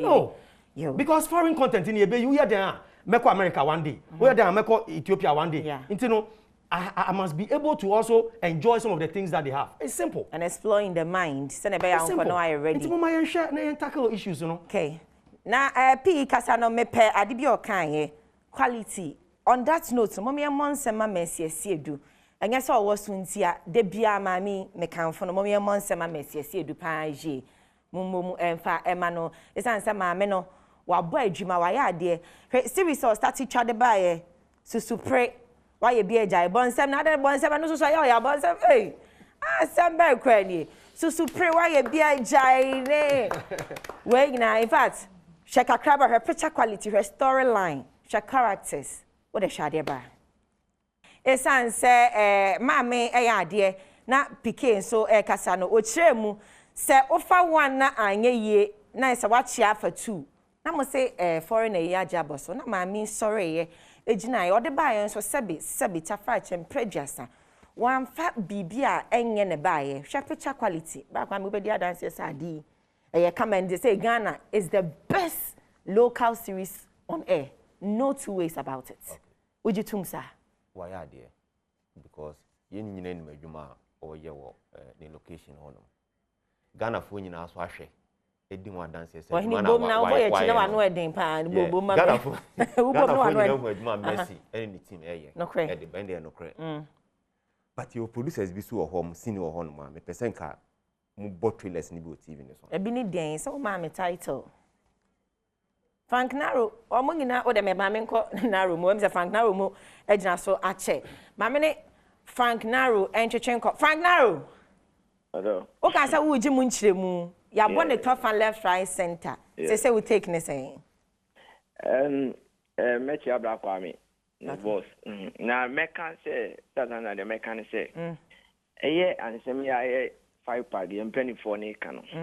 Way back and sini jina ne na so a number form to say ene no. Na ye nyina o krom ya na ye yi movies e o TV so. So na movie jina ne na so a na Ghana for adi movie to movies pa.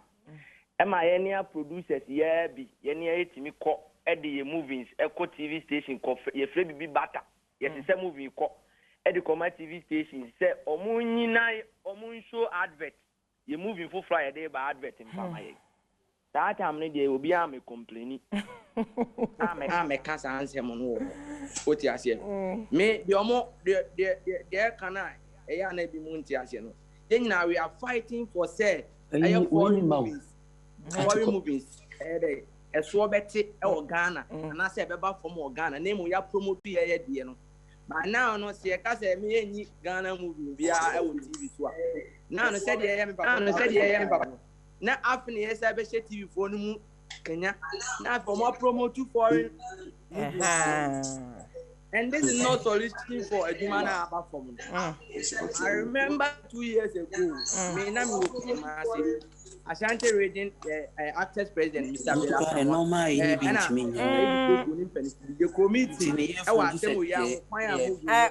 Frank meba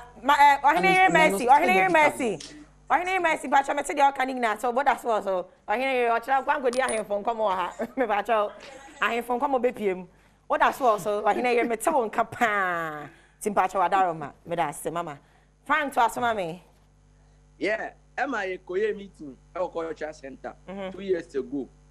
I think say a quiet fast was see and movie now about from because Ghana for any movie so because CD a Jumani from CD a Juma and I come from and I affect the industry.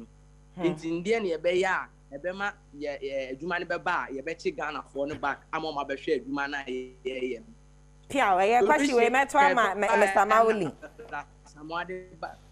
Meto question we Mr. Mawuli. Your friend say yen ko pen drive ye shifty akọ pen drive meet ni ekọ and this is solution ye file say yen ko pen drive me do nyame ka me nsem sti ase ene na sa asem ye be ba be kan ene ye obi nim what you say wow ye ba begin ye ba yes oh telenovelas na egu no ye ko demonstration wa Accra ni Kumasi ekosi say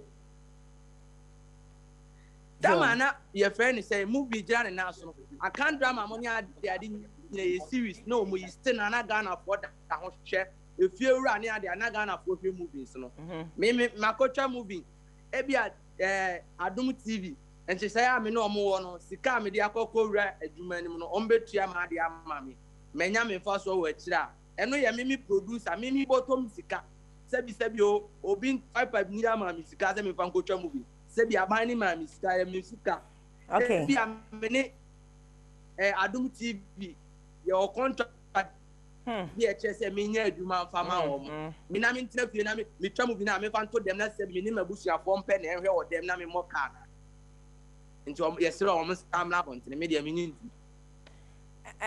in fact say world no yini I call digital world be was someone acrobat ba ho se pe extra de wo kan on be kan some shift to pen drive 2 years ago omo be kan say pen drive na de me bisa ne say de wi asi kwei digital world dem rofo ebo nhyiamu on Netflix omo bo nhyiamu YouTube ekwa pen drive na ye ma me no mo odwom pen drive o fa nkwo de emu oh bra kwa me wo sre pe ye ma me no ton aniema wodwom malata ho no pen drive no on top just on top the hand kwasha hand show the hand sister Sandra ni na ko see say I don't know sort me kan me tell on ko see say and there if me car mu kra bet na car mu machine e bon put me the pen drive man obi laptop so TV na ba decoder ampo na sisi ayeto no and ye ma me mo ko village ni ade na decoders na ye more and ni na no timi use pen drive ye de man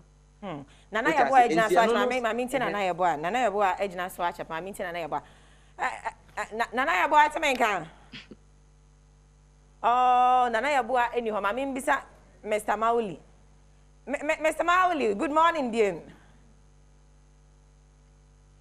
Mr. Mauli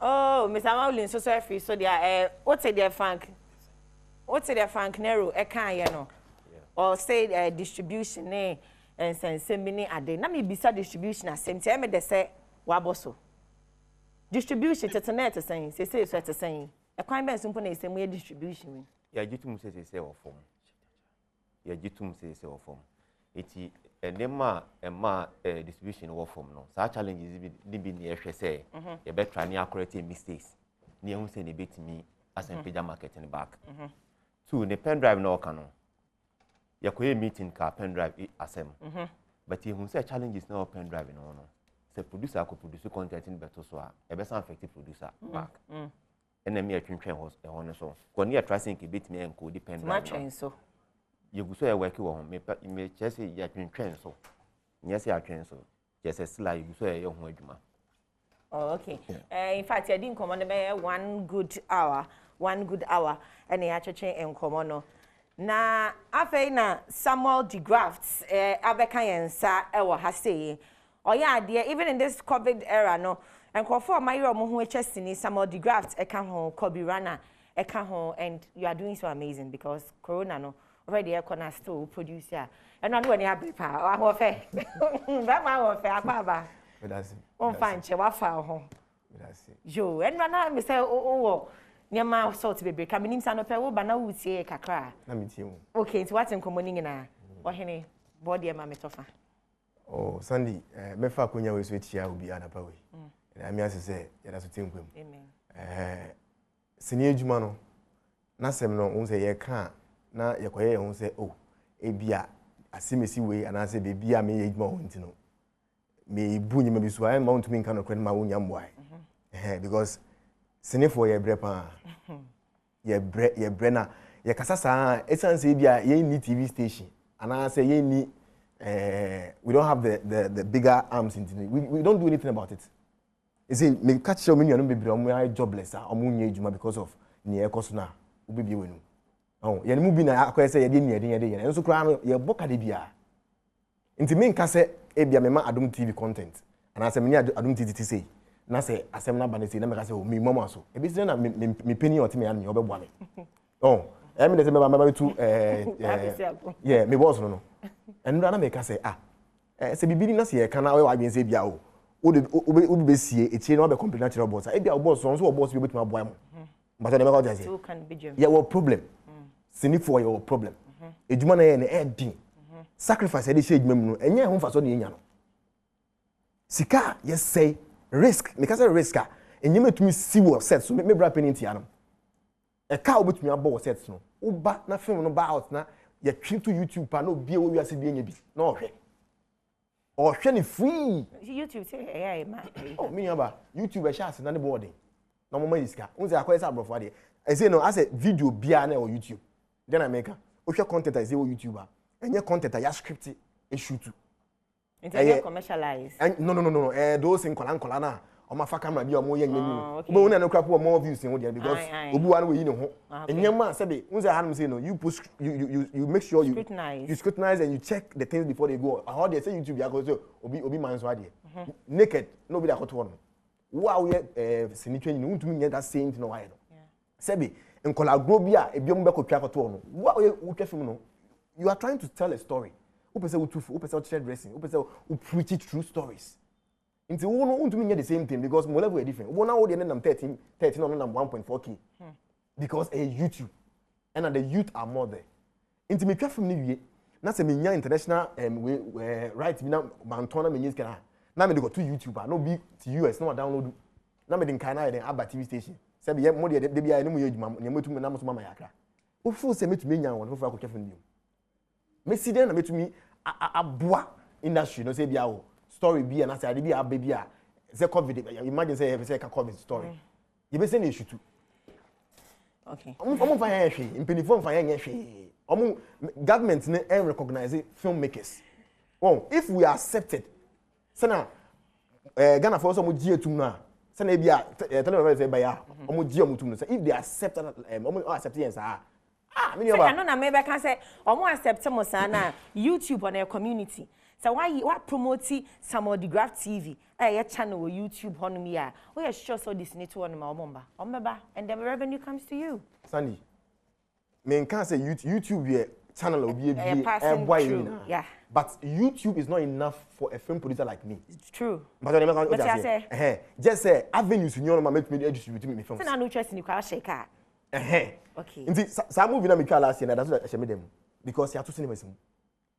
My investi sika o my shika my true story be am me ba abon tin na so me sika na clock movie na that one change because me nim that be cinema we no e na me bi sama say o ka say yenya yi no ye be yi we say ato cinema mu no Sunny say boss be kan on boss dey why film eduma pen okay say ye twa film no wi a either say ye be premiere na me nyiska na film maton international right me nyiska film na fi dem about TV station and some about TV station normally no because we say okay series is different me should do series every day bia me dem station Saturday Sunday no way and then there me was sponsors about to America okay into no a paid job but movie feature film na impini for almost in India no minimum bi o 74 boys mpo ebe twa movie we be mu say no eduma we yentumi no mo dwane bisa no hwe enye nkola eduma we boka be 100,000 na aba abonte bi wa wan like kana movie ne leaky na fi de ukotena trotro mu aye hwe ofim trotro mu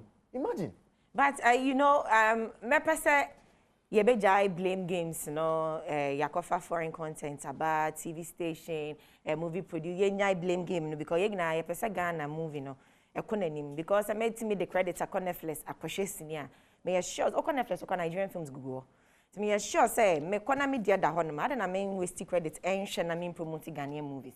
It all boils down to quality bibi enta me dem say do de na mfata ho no ba kwa me what I say it's a nyai blame game because me say ba kwa me de wakoma no ehura na the graft so de ba beka ho esa etimi mama me ko PR ho na me je ne final words because ya bobo so cinema no PR ye mie wo say ye nyai almost a church or my dream bia o mo sha o betimi ayi ne kakaka pacho wakasa ba won sha dan ma me measures a mateki a mo ese mo de ba beboa sini twafo no e wo sa ebre we say mo Mr. Mawolo Timenka good morning biem me pacho Timenka sa no me pacho an aha wadaro ma beda ase piao mami champion for wo studio nyina nsem na isa e bebre ntimi fa ne ba ko mienu bi pacho mami hwe from minua Frank honum.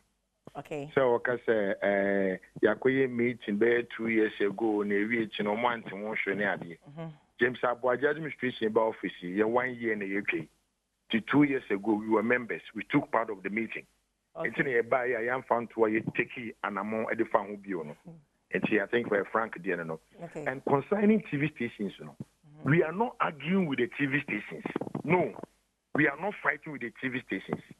There can say stakeholders meeting your research because stakeholders now it's not 5 Park alone.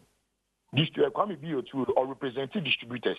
ɛwɔ meeting ase bi yɛwɔ crew mpanimfoɔ mo baeɛ yɛwɔ yɛtonsa frɛ Ghana Tourism Authority for mpanimfoɔ mo baa mu I mean all the stakeholders ɛsɛ mo ba no we invited them and yɛn nyinaa yɛ sipo now the difficult that we had ne say yɛ movies na yɛde ma TV stations no yes ɛyɛ no korɛ say you are producer near the call.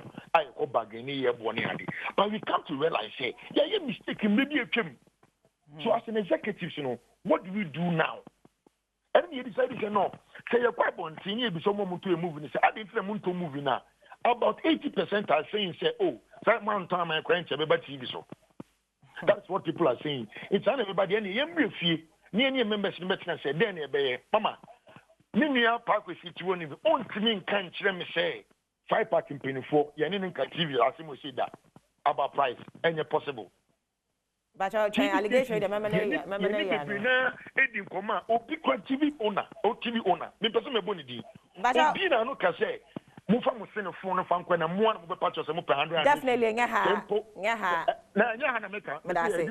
thank you. It is a simple year, not simple year business. We're talking about say you produce local movies for hand see. You have been showing a scar a TV station. A hand go hand come. Assembly year can. Assembly about Bontin. Services. And you see a solid in the account. Yeah, can't. That's what we told our members. Say the best thing we can do is say any distributors na kasa. You not digital nibi. In the moment you movies in Brefi. Now you enter Ghana for say this is our platform. Friends saying TV series here can watch me. It's not future film. We're talking about future films. We're going to see. It's a TV station. And the members in the room say, Sebi, Minia Parkway, say, Obiaban individual. Yes, I know, Obiano best signing the contract. But here's a case we have an association where we've elected executives say, your problems, your challenges are solvable. And you will say problems. So we are speaking for the association, not me as Maoli alone, not as James Abaji or not for Mrs. Mason Kwan. We are talking about association problems that you work. It is TV for the no one can you me about TV. Me with them for more than 2 years now. You come with them, you need TV stations now can't. But I mean, the about Bontia, Omuni Yekendia, me assure say, when we call them again on round table, they will understand us. Okay, me da CP, where the my member me boss on them. PK, yeah. All can send me na me pesa obe clear. Yeah. Or say, I guess I wouldn't name asemi hoshi or no akanda. But you no credit woman saying, we are aware. Okay. And yes, or no personally. Okay. Enemy aka. Okay. But the industry kasa. Okay. And tinenya first time me mate. What I say? Yate ate. But me dear ni say. Anamona utu no. And no na resolve issue no forever na. Okay. That's one. A step. But utu sa anamono so no. The question is that nipa na ufu say ma onyi biom no. Onyi de ben. Sa de na nipa no ufu say ma onyi na wo waba abonti abeka say egu wo adwuma no. Sisi ano ubie sa door no. I'm not talking for others. Okay. I'm talking for myself. It's because my business must survive. Okay. Into yanshana yansamba back and because say yakofa bibi fufrobia sebe and because me let me have a foreign movie. Full movie no. Na my ni tree. Feature. Let me hear. But what me say? Into bedu baby no say me ya na say me audience no be ye used to it. I will never cut it because you see when you are growing something, I didn't need to know untumi ntwa so.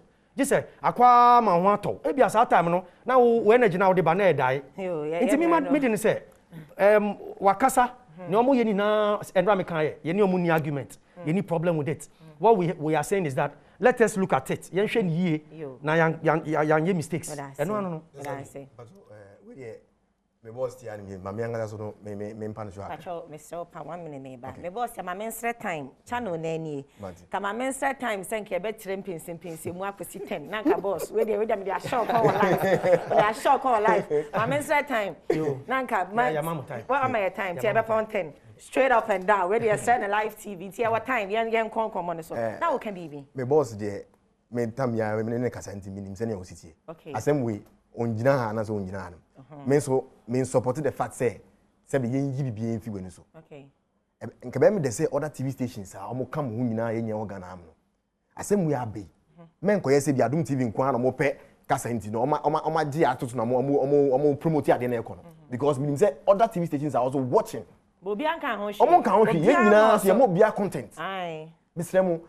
ni o aye ni o yenso ye ni o amu ni o ebe fe say ye nyina ya trans say o ade a mo kin emwa ye nti mo ma ye mfa we ntu ye na ye nso be problem no me de sana me pe no me pese be say ye ntie mu ni ade me mpeni fo me nso mo bofu ma misre mu me nso mo bofu ma mo nya abotre Ghana na ye wo no ebi na okay me pese be say ye ni mo twi nti na afi de programs na ye condemn na afi da be bebre na afi de akwan to ka bebre no en say bia minim say mu hia ye content there are holidays we on my from the out ye pe Ghana movie show that show say you need us in any way support it just say na me can say asem we nya asem a Adom TV nkwan asem other stations are also part of it is a crap there omo sa nansin 2x4 no mababa nansin obi to me flow say okra 50 Ghana nto also to film share no business what you say nto omo madwuma na se ebu efi hu anya me ba na mo no Badwam no okay sorry say me bem no okay me problem aye wo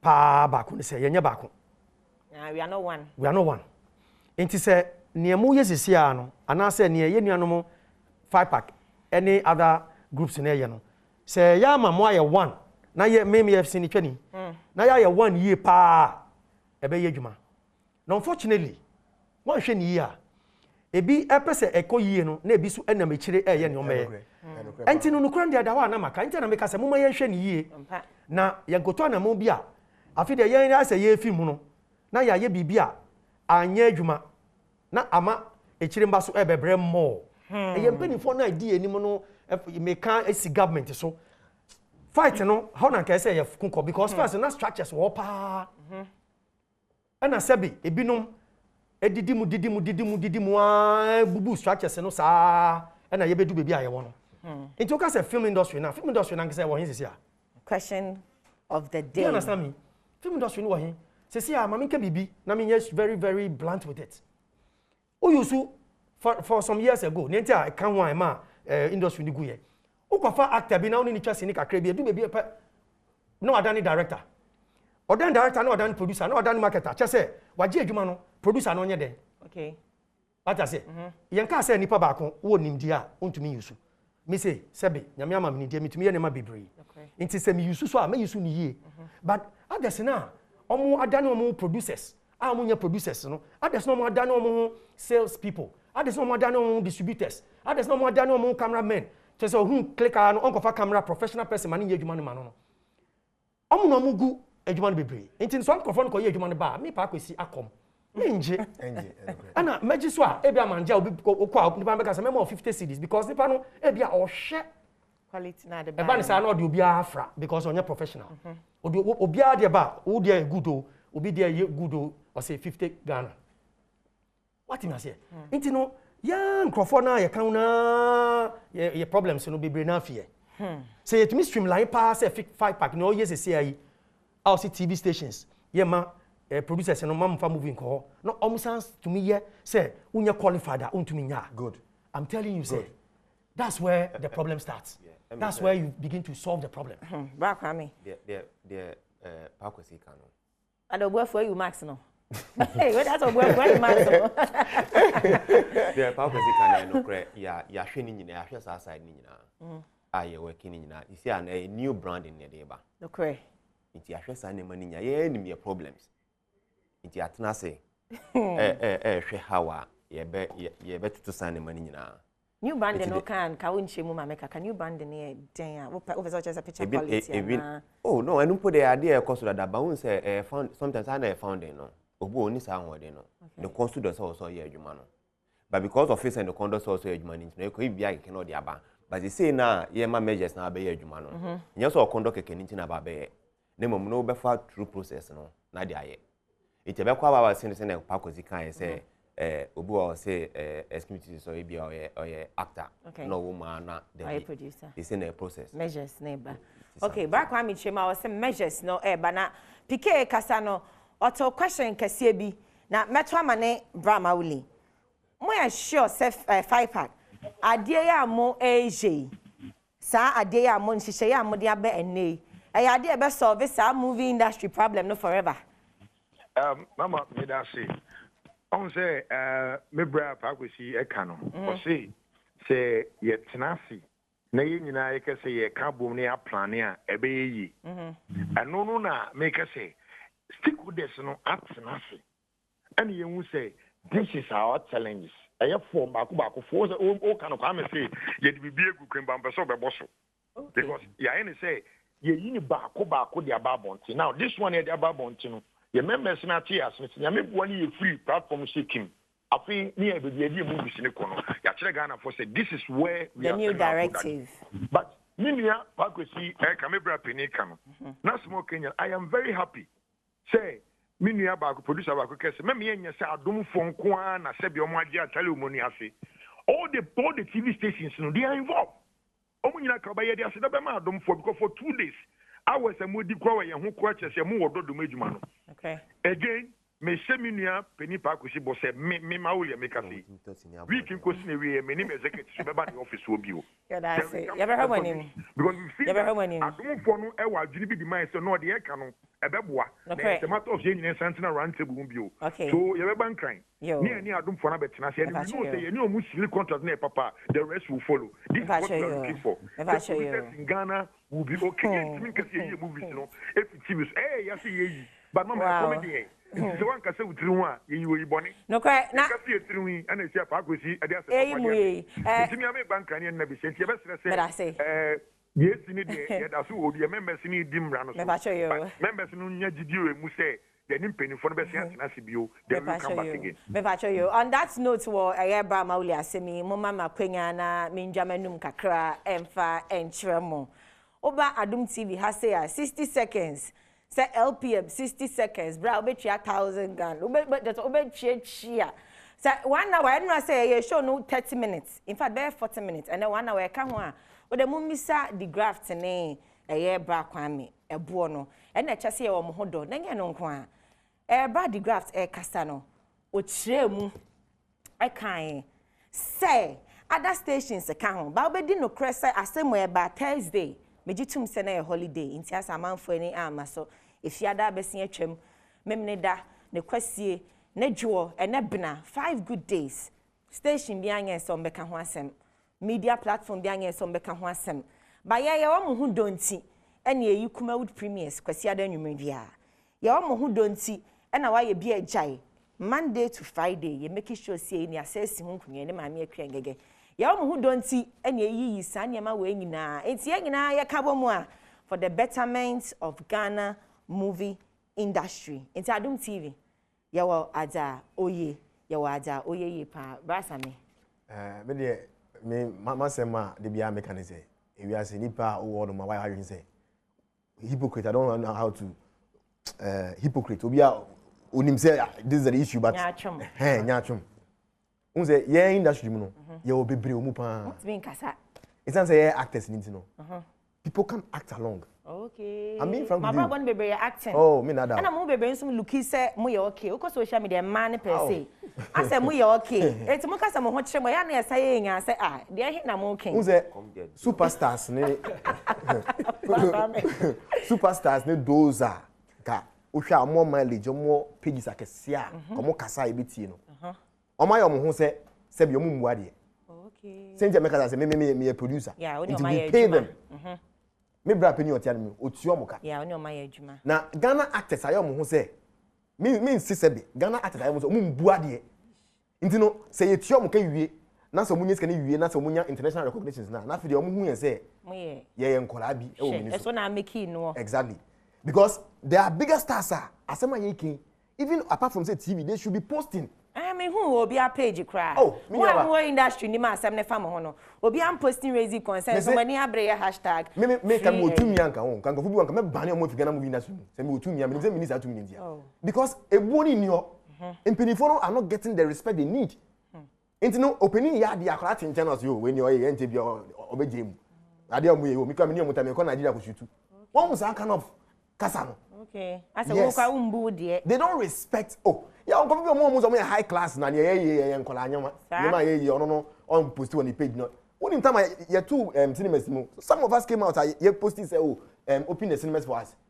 company omo omaji din because of movie omo movie entiende omo da kam omo nkomo ekrasi asebe nkomo nyeni pe bia movie nti what dey okay kako uzi zagazu no aseme da one ma flat me I know what we go through before we produce film Matthias do we invest into nipa na sebe obi enka se bia ejuma na oba be ya no o bua me so me mbua but ejuma no the more na na unya film nti uye nipa won kan ya normally say ko yema wa obeka obehwe wechi say oh asemesi danfu bi ebua me ami bi ebua me oh onu issue to say but omu do owie na fe the ambassadorial deals ni mane ba ono da range over mu wo da potoka mu omebu on post people on the page class say yeah fight about anything because we pass level no and that is what is killing the industry upper level acting our level mama men consume for hono me na men kwaje o mo final west na yemre no enya ayebe sister Mercy me pa cha wada ma yabobo nsem ni na eso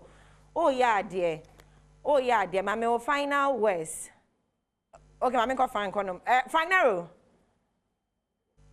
Sandra. Oh Frankie, what in some na questioning na mama final words. The me can say and then penifona kasa bebre. MJ PR kasa. Ubusa no question bi say e dey nhye na wo ho. Enti nka na mo we question na expect say nka bia what in kan dey sa we adin kan ba say okay say ni e dey ni kire. Enti nka o bandi bia because say na o ka say my TV station and me series amaba akutwa ana madwuma nkutwa na emo me menya me fa so afiri ho no say e mane nje dia na esia me de ka adwuma ne koto dem na beda ne eka e wo me so okay na na ebi omo person mo nche ena o here the graph can say me say TV station bi o niggas obedi 6 million enye TV station ni for the be starting free no tama na movie gira na na so yeni ayam penifo ya black family eti hobi wa ebida opo onka so ni ebida omusi sa old movies the commercial TV station na asebata na TV station ni dia bad omu new movie eba enti no ni nyina aka ho bi ana movie industry na akọ form no enye sa no ma we ya na the graph ka say artist mu ade ni because of agro oni artist no e wo montem so omuwa e wo agro oni ni na emu that no money nyina nkete town because the producer the graph one obeti ska be fa Frank Naro obefa Jackie Apiano on fa no o se ne board ni o de kwa kofo bi onko act oni ma act ho hwe o ye oba asebi ni ho ofe o twa ma me bra me ma o Frank me da say ni fa ni be jina say no antimi anya me fa brim ni Frank me da say asama okay me who the graph adwuma kakra.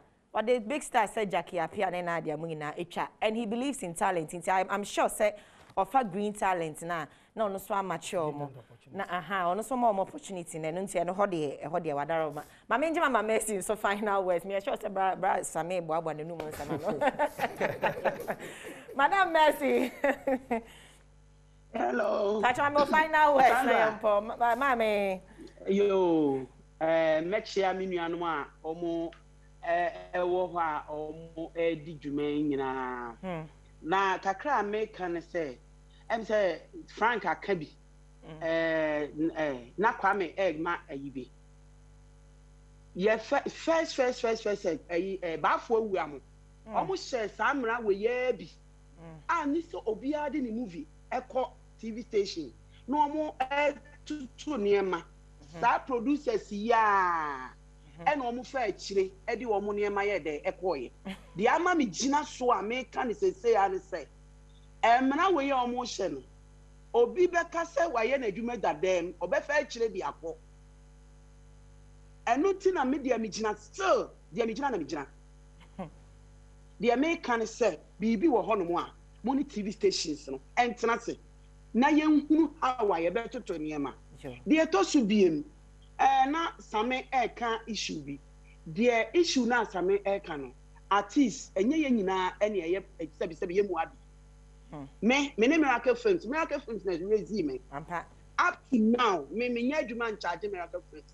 minim ba bi odi me free enti no sebi ye ka asem na ye nka nipa ni bi enye obia so ka say artist na say whatever me producer bi a me ne ye adwuma bia ebe ka me ho asem ye nyina ye won kaye but the me can be me say omu ye bibi ade omu ye me ni mo hwe me fan say artist ni bebre ni mo hwe but in kamutna ase am planning we no na nkamo aye general meeting na mo de ato ye nyina ye nini aye awe say wo say ye nyina ye posti a ye nyina ye wo viewers na ye nyina ye posti na aye fe but ade na mo ye no it seems say producers na ye o ma de e ade am mo ne ye de to producers full so mo ye special than artists but without artists you can't be a producer and without producer artist can be an artist and only idea was say mo me ye hwe na ye hunu enti me final word yes see ye be ye hu ye ni aye industry ni ya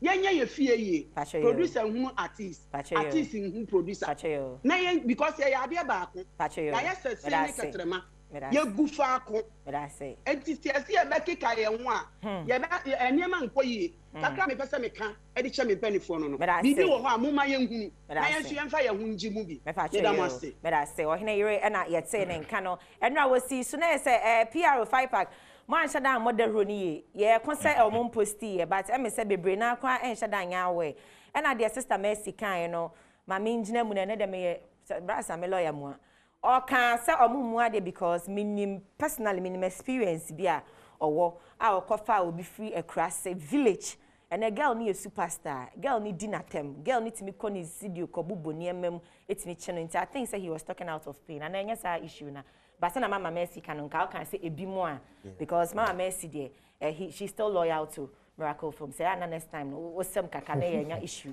bra kwame asemi ni mama final we see enfan kogu ne mpesa me ka che Ghana for ne say TV station say no man na ye adwuma it is na ne feel say ya bibi na ya nyi ni ye a ha ye adwuma na se bia yakotena se hu say de anyway amwa na ye hye ne ma ye besere mo ayen because adwuma ne mu na ye no mu na ye adwuma no oh god it ne de ye kan na ye kan say ye pese ye revive industry in the back yo now before abe no ebeti bi na so no nkire say oni nipa no wasem ne mama wo yese ne be ye ama sebe da channel say chi ma so chi ma beto aso yo itino ye de TV station ye no bia any problem bia na say we na to ye can say series no I want them fix a problem bia nche den no antache anka it Frank Nero's office or series bi na so be brad ma betimi da brad ma mo show na mo future film ne ye kan and who asem ne ye kan ti no obi enu o se obi adwuma o hwe Mercy adwuma wa ye ya ye nya producers be 10 no mutimi ye say ya me feel say kasa bia ne bia eti no me da say ba sa me okay we dey mama Mercy say uti mi a mesre o mi hu say we producer okay hu say o produce content nti onye just an actor okay Kasum produce content onye just an actor okay Salam these are names that we know what they do ne me kan no ebi say na o kan ebi and you be am famous in America but me who say still na no actors ni bi nkola na ba ba so mo ba no legend mama say dey ono me na akoye na kwadu so adwuma na ade judge ono she's not part of it obi o produce program mo show is onye we but me can young slay nkola na mama slay mames no na asem we omo anya million komo omo boan a me problem ba kon say aban me sra aban yes romo ewiase na e wo no and Ghana if people know the role we and the film industry we play I'm very sure that they would understand say they need us and we need them one sorry preachy etufo ebwa youth etu omo for someone nya de papa suban mi amu dey di no omo njai e wa sorry dem awofo ekasa kire omo ba school kire nkola de but you have to understand say nkola empe kasa bebre on that aspect a movie any some you may be a omo hwe and it affect your life more and it's a say who send message through people like that. Okay, this is YOLO. YOLO is an example of what I'm talking about. Omo Yusuf film. No, omo le tufu. Nti me sre aban me sre mo aban me makoye premier wo National Theatre 15,700 Ghana cedis spend. E ka me boy no. Asa me asem we mesa afro. Nti me sre mo aban, ye sre aban. Ne ye ke nyina aban. Cinemas no mumbie. Omumbie ye cinemas no. Na ebie wa wo aye o ma ye hwom. Yesu obebie na bra go finya abocha na time na yatrim e den ya pense mu o ma trim to 10 18 no my boss man the final words na o dey yen sorry so boss patch my final words me bon tofa ne dika no aban na ka man fa hyase em say aban no as in ruling government no wa fan crofobia omo de da no Socrates sesafo munimu na oka ho bi o industry nim magokreku mante sesi ayafa no deputy minister designate omo na wo mpenifo no munu omo nko munu omo having meetings in the line of sa aban dia no se na be ya ho no o be hwa mamo na me di twato ene se obia kan na the same thing na ye ka mama ye nema yie information communication na yen san tina se na ye hu se ade na ye no what is the result and after the result no then a bit me asensi finally ye twa movies I mesre se na aka se mesiase edu production ye fine some of the production and other productions I mean kama no mama yen translating ko ye movies mu what you say na movies no and standard to say ya hwe why be jai kind of standard ni other ones are ye fine ye you know so that eba ye di akomapa ebeje so mama yen nya fe eno na ye pese ka mate medamu nyina mase mama yenye emano enye fe eno na ya no gusu a ya kan eno na ne ya de asi ho no ama ye Ghana film industry medamu nyina mase ba kwame die Samuel de Graft and afa me boss ba kwesi akom channel manager for Adom TV Madam Mercy Esiedo Hene Papa bi Frank Nero and afa PRO Mr. Mauli tepe medamu nyina mase some of them are adwenche ebeka ho for the betterment of Ghana film industry. Me sorry some pense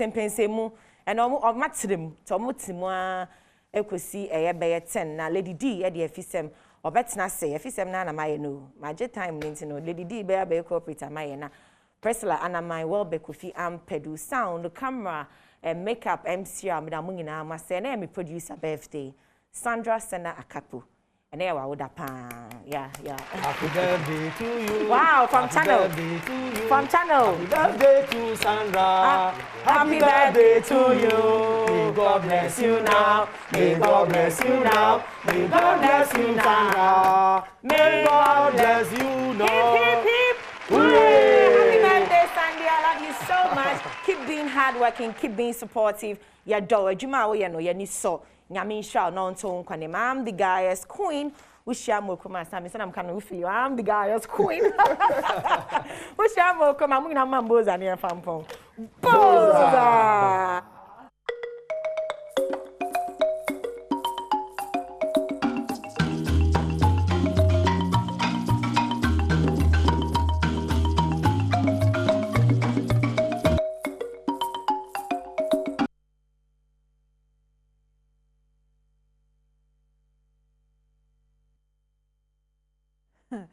The guy screen yo, yeah that's yo. Come on na modi yo. Nti ye head ebe kwa kosi yo. Okay, nti why na fam die. Aka omo aka so be yo modi. But ye den ya ye ka ne say nyina so ko wi apomuden because abedwafo yi a womo toato adwen ahese ne sene ho nsem wo memu no. Womo de ne poma sibre besi no. Womo ntiapo a womo ntimi metena ha. What you say no pe wo hu hene yire masiesie du afa ne ho abone duku sema ameka mate hoi what yapo ne nyina ne se na po mu de ho nsem hia no okwa obayi nyina enti e ba bedi nkomo e de afa yapo mu de ho nsem ho na ena no pay happy birthday kase nkoma Sandra Akapo producer papa de ma ahosepe sister Sandy be a guide me de Sandy misra nyame adom ene ne nsira de ma esre rade a ode botaye ma obi aba wiase se wo so botaye ntie ye ne tirimu podo ba wiase no oma ne mremu ma amen na enen so birthday no sonko because me general manager abu ene ne ho kani anase ne yire na woda Sarah Awudu happy birthday to you. You know unu kuntam do no de eje TV so ha na ede ma no betum what you say it is said the den kra ne ma name no sa pepepe ena me to de ma no enti Sarah Awudu happy birthday to you ye ma me jam enti happy birthday to you name mu no so party bi wo ho a so what you say enti happy birthday to you yɛda se me ma wawoda pa nyame ma kwatenten ahoden wom ene apomuden na de bia nya asomdwe ofie na asomdwe abenya ne fie no de bia ma ye gyen ye ma wudu no no so de sa asomdwe ne bia transfer ma ye ha so ati ase because if you nyo ya hanso ntimi nyo happy birthday to you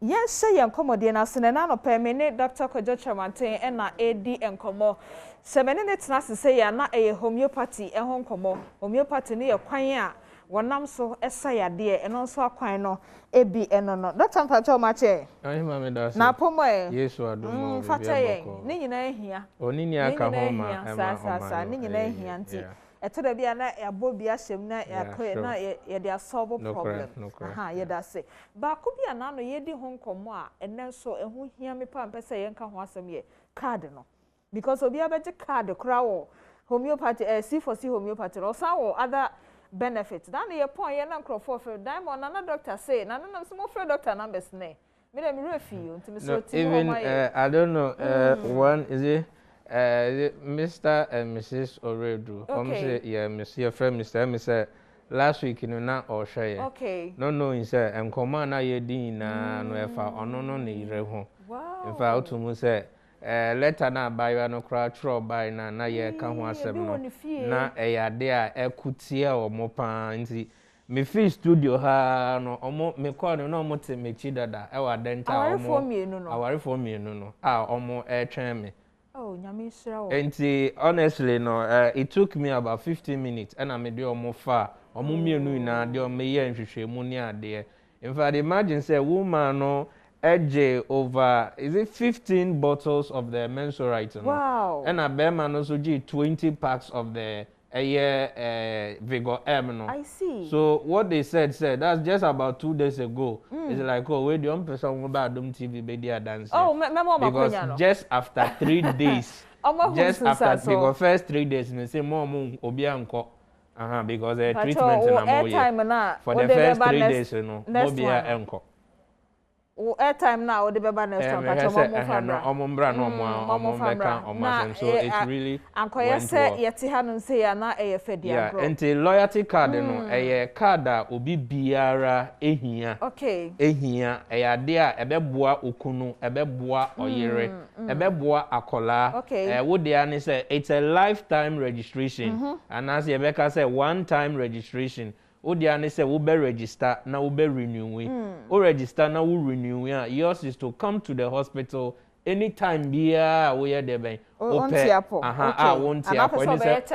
so won't cramp at least once a month no say o hwe ni pedua ni mu okay Matthias here enti our form you no say ora ni ora you already me bo mi mu asema mo ma ya I'm sure more easily gone me chia wo mo pa ta share anapa you program pa oh me do masepa me do masemi omo nya me na fofo because there me nya omo me ye me na fofo a me pekra no say once they order the letter by no o se wa twini ku a o se hospital no kra onko but omo te ye na omo so eye omo fisam hawo no aware fo mienu na nya santi ase no etu ana o man fa fere anye wo santi ase no kra wo mo ntam kra no kra nti nya me nhira o no mo nkwatente na ma fo hwe o mo so enfa ensolve o mo so o mo fisam hawa hawo nya me nhira mo eti doctor ye hu card no ho asem awie no homeopathy kwan ene enyarewa ahodo a aye kranko de bia na esi so wonam saa wo to na wo nom na wo to na nom so esi so bi se we ya na bekumi o homeopathy mutumi tu bibia sesa no crasem ni say un say ayaresa no ewo mu ahodo bebre na oba medical homeopathy mu a yemma eduro keke na yare enye ye concern se meka say yare enye ye concern for example se 3D yare ene wo ho ana se esiche yare ene wo ho ana se stroke yare ene wo ho ana se o pressure kra na eko high ana wako lab bi ma ya diagnose se o glaucoma ana se wo cataract enye no ene ye concern no eye nia ekofa sa glaucoma no ebaye na yehwemu so a yenhwe the pathological aspect of it say bia virus bi ana say your friends say bia bacteria bi but your concern is say organ eye honam akwa wa bia atochima for example o kan sichire yare na ye hwe pancreas esan say pancreas no wa honlen na say e produce the required insulin and nipadua ni here there wouldn't be anything like diabetes say blood vessels no wa honlen na moje di efrusan wo mu a tension bia anima there wouldn't be anything like hypertension. Okay. Oh, and to kase stroke yare no uji stroke edro no na ye ma adwen no edro because stroke yare no part of it no adwen no apart from say emmo bi wo adwen ni mu a omu hia moja omu bedi a enu nti moja enko adwen ni mu no ye hwe repair sa hidage nti ye do fa research mu nti research no more important to us say ye research no na ye hu say wenti na osimesi brea e ma se ye man edura ye man eduro prekope na se say no so nyame adom we don't deal with locally homeopathy biom nze bia wa ba see for say that 2014 2015 2016 enyememu asesa se say abrofundro homeopathy all the way from India and oman Germany mo eno na Food and Drugs Authority agia tumu a is here C4C pe and ubenya sa this type of therapy sa ye dey share apomudin kinamu afena matin komo no se de wo sha ase na se enye yare ne hian afena matin ase se nchiremu no a wo de ma ye ne che se mo de nipa ne de yare na ba ho no mukohwehwa de ko potin no a ewo nipadua ne mu a eye nipadua na kwa na atotema nti ayare na ba it just like say edua esi ofie umpese edua no be free edua no si ofie umpe edua no ofie ho unkofa chainsaw de bia na untwa utwa ne 1000 years krampa edua no be se empo se utu edua no kura free efie ho a intin 1 or 2 kura to make asase na se ema you realize say enokra no with time no etumi ye de ben start say de ben efifiri enti na homeopathy with edro no with the syrup no ana say tablet ana say mal capsules how to say unya fa na ekokan yare na yare no to me what we call aggravation etumi like ekos akwa so obi din so hye ediegu ukuru so basa na wote ne yawo but at the end of the day no na ekro no ewu nkakra ekro no wu nkakra se nya wu so a eno ano no sa kwan no so na homeopathy no ye fa so ede ye adwuma no kwasam mene wo de a numbers nka metra to ye because ade ebetumi akun ade ebetumi ama wakadem ade ebetumi ama waye mobo emfa ho se wo sika na obi eto ne ho asi ho se makosua ho ade se memme sososo memrebre na se nemo metu ase de a mesoro cho number eto baby papa eye 05000 entity ni yo wo de ocho 0 na ocho 5000 mamento mebo mama 05000 05000 40328 mi simu bi odi amao 05000 40328 eno ye baako de tosu mi enu nie 05000 kai say o trust our number we ya o trust 0 we ya now the 5000 atwaso what you say enti eye 05000 40331 05000 40331 eno NC4C Homeopathic Hospital wo numbers awofra Dr. Kojoche Mateo Tehei ono akra betumi ajewo so na de enkoyie no watumi ene naka na watumi aboawo na ne enkoyie wo onipadua mu no watumi enya ho apomden na ye ka ne sei nso a na ye de owura ne owura yere oredu ye no also se bi ofie a muso wontu sa na mo no so anse na nkasa me de esi ho se adwada bia ene ebenada bia no so pese wo hu mi ankasa adenta SDA branch me make myself available until my no consistently I just bia me ni Ghana Ba me wo Ghana there Eduada ene Ebinada bia. Then I say what na ase hwe nkrofo. Yeah sure Endra me. No person hu ankasa. No person hu me ankasa. And so fi ha, no person hu ankasa kwanya wo. Person hu me ankasa akwanya e wo ho aden tantan de ufi ehemfa all over Ghana. So oba na hu mi wie a o review no obeye e wo any near branch a eben wo enye se bia wa be hu mi wa Accra international say dey bia obeba nkran aha so wunya be hu mi for once na menya hu wo yare no say na dey buy say na ye be kono a enkan no me doctors omwo all over the way no ebe continue aha nten dey say wo tamale wo himfo wo dey say Eduada North tamale nso mo ho tamale ye ni branch e wo ho yet but ye wo sunyane Kwase Main Street. So what I'm saying is that be a tamale wo hifa na opese wo hu me kra for the first time you know Juada ene Ebinada bia no me wa kra and I ya sign akobie bi e wo Agona Odoben ene no wo Esikumo Odoben Brakwa district nti ya oda way any fear that way so meye ejuma e wo Agona Odoben enija semne say oba Cape Coast mo amo share yen wo all over na say mo ye close to Cape Coast no ye the Dr. Cranston no ye doctor ni o ye Ghana ni wakwakoje ne ntete ye all over in Russia waba be pm wo man Ghana oba C4C homeopathy ayarsabia wo Cape Coast branch no Dr. Cranston wo ho and I say wo share yen so from any part in Ashanti region from Enana Peya Educosi Friday no bra Dr. Naomi ono so all the way from Russia wakwakoje ne ntete ye was specialized about issues of infertility, issues of cancer, and I say be a winnie bomoding and I Arabia ye cranko e wo ni pedue ni mu so bra kwamu ejuso kwamu baby a wo be there for ejuso car wo fa ejuso car catch driver and say wo be so kwamu Fitemu junction na bra nti any part of Ashanti region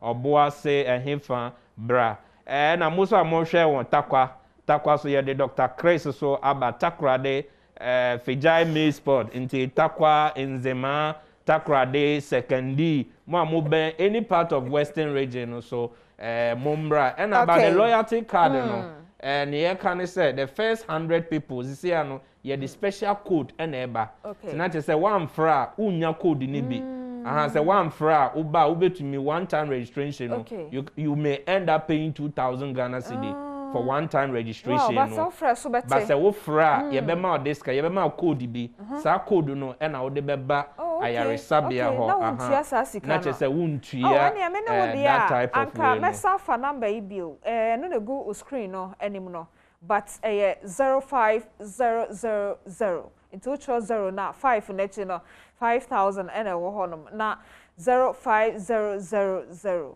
40328 and 050004331 na che say wo fra na wanya code na ebo no eso atede ama wo bra kwaje apomude papa sa card no kra no benefit wo ho no betimi anya Dr. Kojo Chamanten ne seso wo fie ene wabusuam entifa na sem hia anapa ye nkoma ye de ye fa apomude ho nsem hin Hana Brahma Kwaima yedi AC. Happy birthday Nkoma Gabriel Kobla Tete o Accra Technical Training Institute and our Technical Training Center ATCC Form 2 Electrical Engineering. Nti nyame sha we fi Kojo Mensa Abrampa ho. Happy birthday so Nkoma Mejem ne wife Sarah Awudu. Happy birthday to you mama. And Sandra Kakpo also happy birthday Nkoma. Wo bibia na ya wawoda no mestre nyame adom ma se nyame ntina ni mo ma na ma botaye odo ba wiase no emrem medini ma me tra dan mo aya free me lady D enye sister Sunday shawa o ma boza o ma hene kwabla sante ene abedwafo ede mpensempensem mu eto house.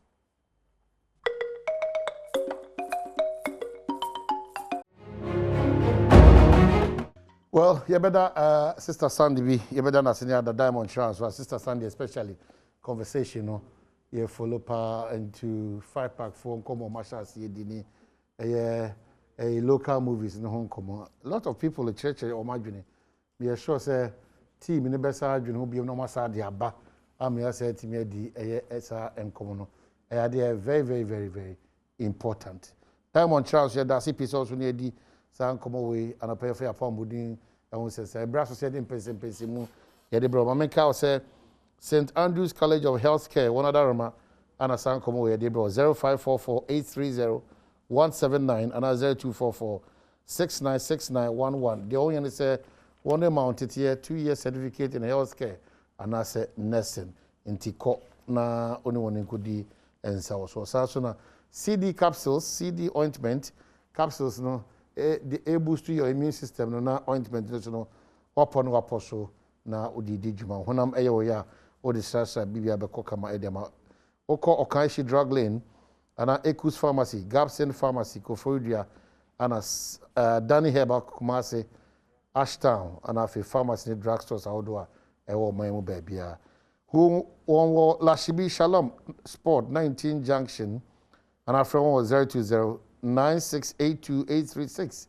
and our 050-5767-425. No, it's me no one dinketa. The cry home timing ginseng so e buana eti me reduce your stress levels na biribia da wo na refia de bi enya de papa home timing be this adwuma na ma wo e be sa bo lower o blood sugar level na improve the functioning of your lungs into compare home timing to our drugstore and our pharmacy bia and no change no dodo na nkasa de suane na be hu no 6 Stars Pharmacy one is suane municipal assembly ehwe anim 02342988 and I say 020-6106-799 na wati me one akasa kama bia akoso o emema anopay machao af original maker no yeah o mema machao yanfo entotro so bechi ndia nkwanta the goso capital goso manhene anaboso mpra good morning yachao there's a big change from ana ebo na eba half no enche bia half be the center Ghana krabehwe enche bia and you keep watching the space emia hodo abetimi akono akodwojo ho akwan ni nyina so ene abayahye ebo se enche akwan ni nyina titu mikrom of Kenya se to hwidiem kwan no ho komoni nyina no mpanyimfo guso. Let's watch the space, something big called Frida Prempe or Collins Dawda or Erikopoku or Ira Benjamin or Bano or Anafe mia minipa a kind of say Bobienso or until Omo Kabum sa Captain Planet, the force developer under the able leadership of George Boachi, regional minister at Chamunina and in Ananumina. So good morning. Kamaldeen Atanase. Yaka Kamaldeen owns a Yabo Kamal ni MPP ni the next CEO of an agency in the what do I say? Inti Kamal no Moshano. Say the Muhuni nei. Yes, I'm a Muhuni China, and one penny be na. About who be a picture and a papa, now in the church.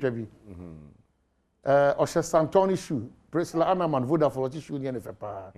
Who want to be team shoes near a Priscilla or Nido? You know what time is it? Anti Santoni or the Ashes one, Uncle Kukuba couldn't say early morning mischief.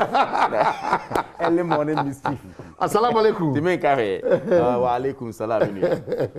Yakasainia, the National Youth Organizer for the party that believes that it is time to come back to power.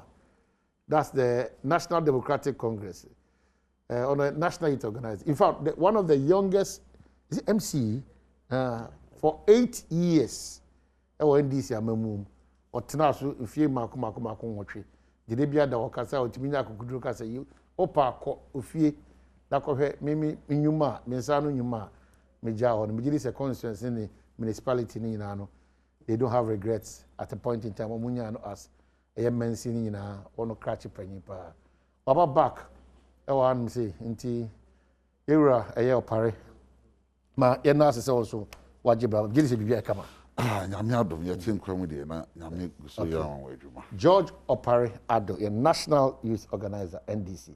Nti ifisa be kopem se no nkono ba pa mu no ye nkomudie no I'm sure it's going to be really exciting. Everyone but once you are government in waiting, Mame chance in few so. Uti na o hwese dey see ball na. Ususa ban ball here o boy. 5 years in here. Ball no obetima she needed goals no. Omahine, Mami Chia, here for the Omo Moshe and Mofidi, so now. My mammy near Camarade official. I feel being shared. Wow. Oh, really? Luciano. And then the second time the whole year, radio on our TV, so and run on call UTV, and then say, and then we call radio XY, TV XYZ, and then Nano Pamediabaha. I decided to take a long break after the Supreme Court verdict. We decided after the Basel and Hassel, no, as any part make a crack. See, and now I'm decided officially that the same fear you must be. Now, the bois, Yamanuko, Yakoswa, Yediabua. Omahine, in Pempi, you know, Ubi Bisa say, your twaba, and my buying say, Ubi ye fin so him. Your twaba, and my buying say, Obe solve problems at your walk. Now, my ye, brabo, Akuyi, Amaye. But in 5 years, ever since your coffee, maybe my friend is a Busuabai. Emusu. Exactly, because 5 years I coffee Samusu, but 2 years. The living conditions of the ordinary Ghanaian, and there is data to prove that has been worse off. So after 5 years, say my brabo impumtu fufurubiamba my brabo ma. Now compare my brabo 2016. Because then a baseline. No? Now the 2021. No? Now anamofu frubiamba ma brabuma. Now what do you mean? And that is exactly what Nana the Dankwe Kufuado, His Excellency in Abai Ayegana for. It's a question now besides I can confidently tell you, sir, the NDCR, His Excellency John Dramani Mahama, no dear Nimuno, would have done far better. Because you cannot compare governments in a vacuum. Ubedi kaya fa. Sikado do na resources are available. Now they are your comparison. Now I say sika ahi ana fotonim no ahi na aba bedem. Na dwuma potin ben ne de aye. Now they atoto ho. Offer His Excellency President John Dramani Mahama. The 4 years are obedi Ghana so. Now, besides, say in 4 years, Sika saying any be dean in some, but saying and or boy, none the revenue blocks any day. If I don't know any main revenue fee, the achievements any day. Oh, yes, our analysis new year. Now, what's another 4 years? We see now there is a 4 years and a 4 years. You beat me, I comparison. But dynamics are the same because there's a 4 year which, we are seeing a challenge, and there's a 4 year. Which saw, even though there were ups and downs in that year, there is a 4 years that saw 1 year of a challenge. So you see, let's go back to figures between 2017 to 2019, and I'll tell you for free, the best economic indicators are Akufo-Addo Aban Enyaye was in 2017. Now, what's the economics are say? No economic theory and the gestation period, 1 year. In 2017, all the policies that were in the pipeline now, and more high indicators, were policies that were started in 2016 under the able leadership of President John Dramani Mahama. But you see, granted, say, the whole of last year, in your problems. But mind you, in 2013, commodities are going to depend on. Those were the worst times for commodities on the international markets. It's, the COVID challenge and the commodities challenge are very similar. How did President Mahama navigate the waters in those difficult times? And how has Akufo-Addo navigated the waters in the COVID period? To the extent that Akufo-Addo, the COVID moment, and one of the relevant bodies, I think, yes. Yeah, IMF said the Ghana management has, of... Not the economy, the management of the COVID... Exactly. But you tie in, you cannot manage COVID well without tying into the reality of the ground. Which country in Africa, and a COVID, a devastating year? Name just one country. And I'll tell you that Ghana performed poorly in terms of managing COVID in Africa compared to the sub-region, countries in the sub-region. Really? Yes. Which country in Africa? You see, what happened, Africa was just lucky. Not because we've managed it in any better way. Why are they refusing us to audit the COVID accounts? So Africa has just been lucky, not because our leaders have done in about the Papa Anka. You were vaccinated first shot after almost 2 months. When it's the gestation period, 28 days to 30 days. After that, the second shot. So where is the management of it? Sikado Drono Mokoji, and so, oh yeah, up to date, but the worst hit countries are still benefiting from COVID release. You are rather taxing us. You took over $1 billion in the name of COVID from the world, IMF, World Bank. Where is that money? So when the IMF says the government has managed COVID well, it did not talk about managing the economy. The same IMF called out Ken Ofori-Atta about his voodoo economics he's doing with the economy of Ghana. The same IMF, the same reports. We are saying, sir, this government has failed. If not for Kalabule, Amaimbu, and Sa Huna, me my own Kasa, ye count Kasa Shobua. If they had allowed the fixing demonstration, that would have been the end of this government. And they know. So the anger in the people, so if they've done so well, never in the history of this country, and at the first year of a new administration, because after every election is a new the first year of a new administration, 4 months, the populace are so angry. I dare the NPP. I dare the President Akufo-Addo. So Oma can say, yen demonstrating. That will be the end of his government. There is a people's uprising coming, and they know it. And the anger in the people tells you that they have failed completely. Oma, name one sector that this government has achieved, BB. Name a sector back. Oh, but when it comes to completing your health projects, they've completed most of the health projects. Most of the works are more maybe more or less. Number two, you cannot rule out 5 years of free SHS, and who needs to. Number three, if you get to the trade ministry, Nyoma who do the trade minister, Ediaba or my name, Oko Baumia officer, the cashless society, and then Oba Ekojina a special initiative, ambulances are Abaku, all these things. I say if you and then we are almost through with the Ghana card.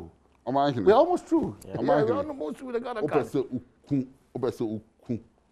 A generation now. I say destroy your more education.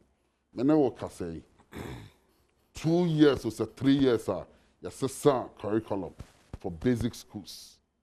And I say this on authority. And Kamara Dean is here. Call the Minister of Education. Like Katrin said, this is what I said. They should expose me.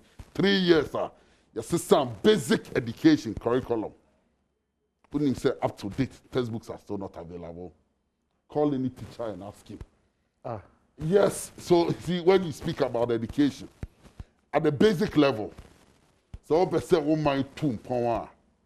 And those of us who are seated here, he was my mate from the university. We're in your foundation, Papa, we best struggle. At the basic level, you know what the Akufo-Addo is doing? A whole generation education. 3 years out of the curriculum. There are no textbooks at the basic school. Call all the teacher groups. Like I told you, 3 years. So schools, teachers are having to buy their own textbooks, whether they are prescribed or not. I am telling you on authority.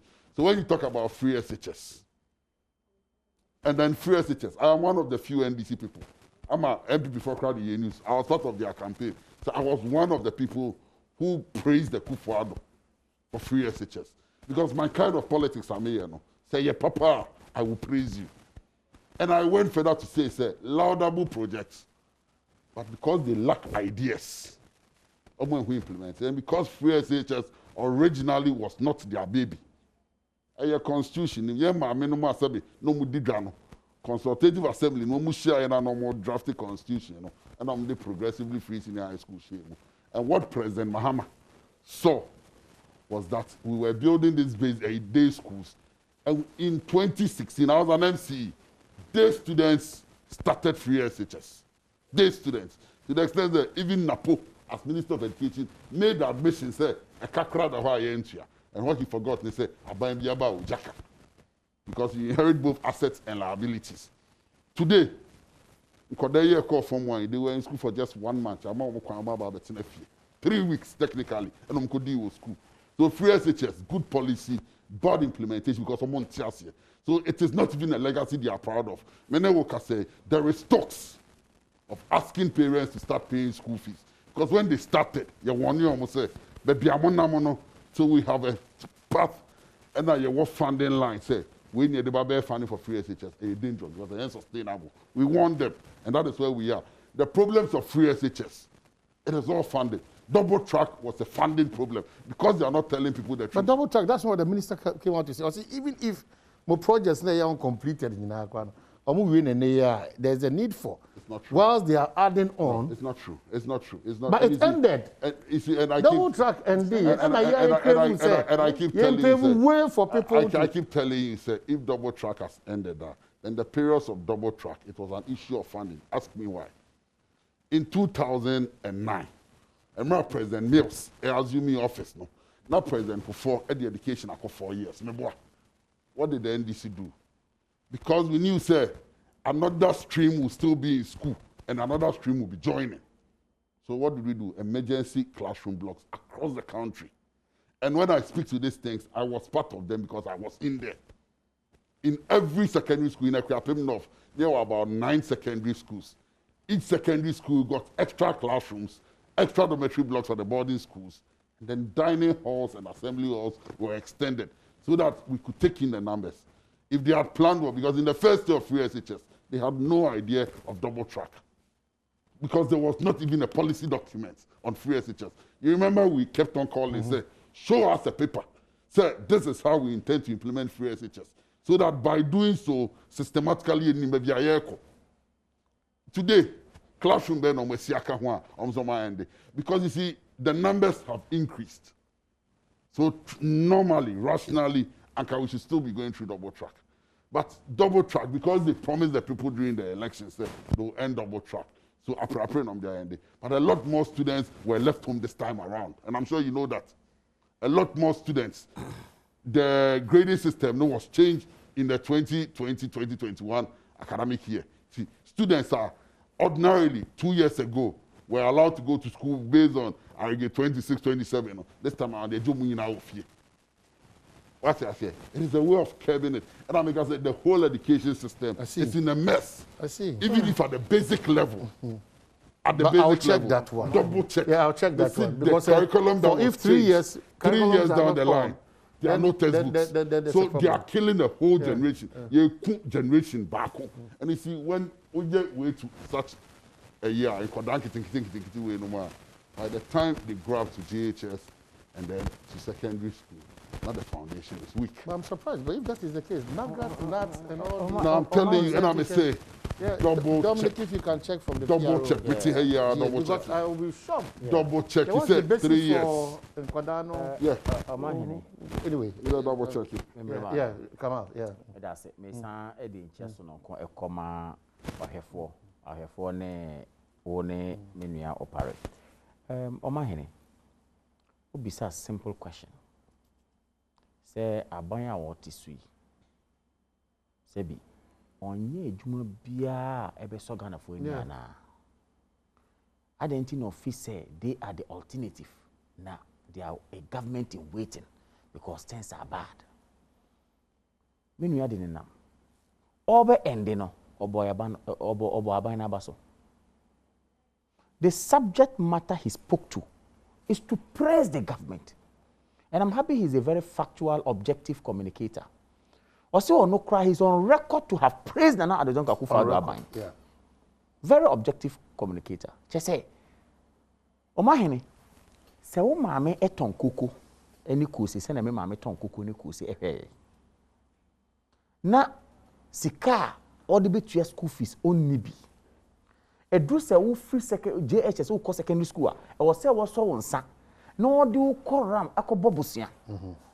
Se be ya betuma ko secondary school. Because on this car betua admission fee. Obobusua ni wie nso a na sleepless nights are be part of her. Because on timi nyesika ntua. Na abanya owo tema. Abanya o dwen nipa ho. Ekacha was say consistently from 2008. Me ba ne meye ni say sa o how na ewo awofo so no me ye free so me operado kasa tama oye MC o se tama oye MC na de bia kokoko obisa aden ya school fees na amanfo ba beje wo no na free SHS ba ye no sa kokoko no o jitu say it will not happen anywhere again. Into that intervention itself was phenomenal by this government. The same person sits down to say, Abaino enyeshe, MY. What a contradiction. Ghana for a hey, Wawa Kansem, asa contradicted Ohubium. Omonyeshe. The same person says knocking on doors to borrow money to pay school fees has ceased. Me, I cannot say, Nanado Abang a Kroje 100%. Oh, yes, Anna, you are not being genuine. You are not being factual to the people of Ghana. You are my mandate. You shebo. You can say you buy, you be way. Oh, can you na boom 100%? Out of that, Neyet my ye. Neyet me ye is there. But, oh my henny, to think of the future of a nation to the extent, say, you would impart knowledge on the youth of that particular country, you have done it all. But can you have fantastic policies, but implementation, you lack it. Oh, my honey. Because you've come to destroy the basic. In the first place. The basic is the core. In the first place. This argument of, say, ye mama no ma sebi, omutong, jene wojum, ekotna se Ghana ho a constitution. Article 25 bear more bear progressively free. And the foundation of the free education. I could not have agreed with him the more. The fact that they did that was good. But it takes a radical, solid leader to say, ye bet me aye. Monenam, and a moka try say, ye ain't me si Ghana, and a modi Ghana, echo compare Kenya. Say Kenya tries some very free as a scrum money. You told the whole world. So, oh, eh, Buslemeka, and some MP before can almost mean yet, and you know, crap. Finally, you had to eat your humble pie to come and praise the same government for implementing it. Yeah, besides was the implementation challenges. Why are there implementation challenges? Omahene, Kohe Ghana back on education. Not all the northern part of Ghana, not middle school, Bakupe and an Ewoho, Tamale secondary. Under Kwame Nkrumah and a buyer. I think in the 50s. Ghana back on education. Of course, our middle school we are.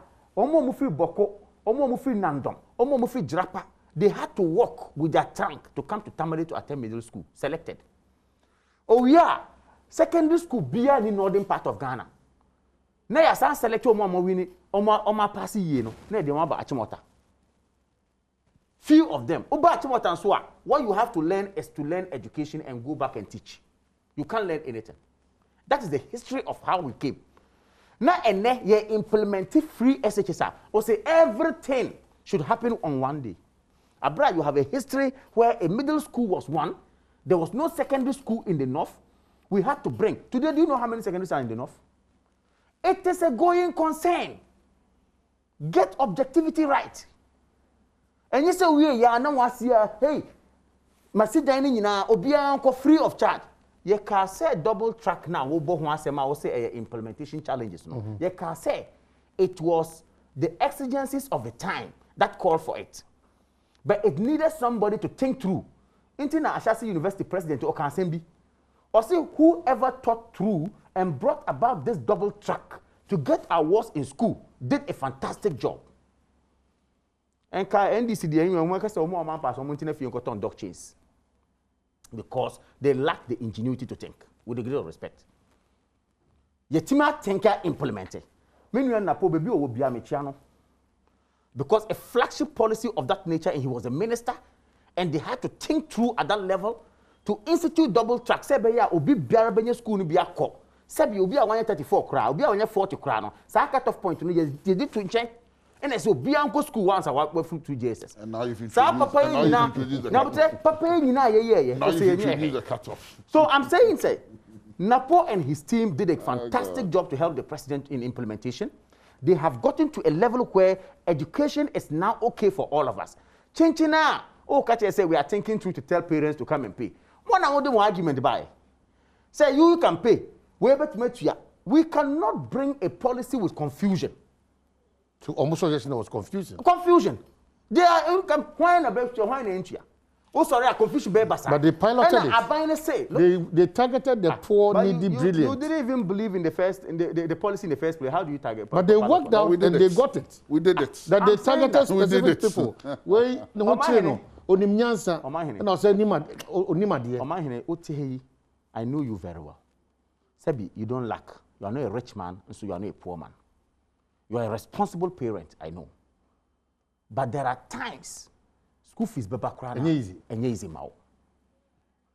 So how do you sit down to say it? Me dem hear ma me we anima no ho fele do bit much school fees. Come out they know. And you want to believe in that? But don't simplify that. No, I am not simplifying it. It was done. There was a criteria. I am saying that. Everywhere in the world. Many can say America for more stimulus. We have people who are in businesses.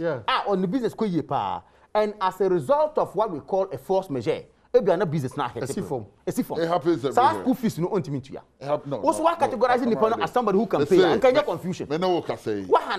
So I'm saying that government will go out there.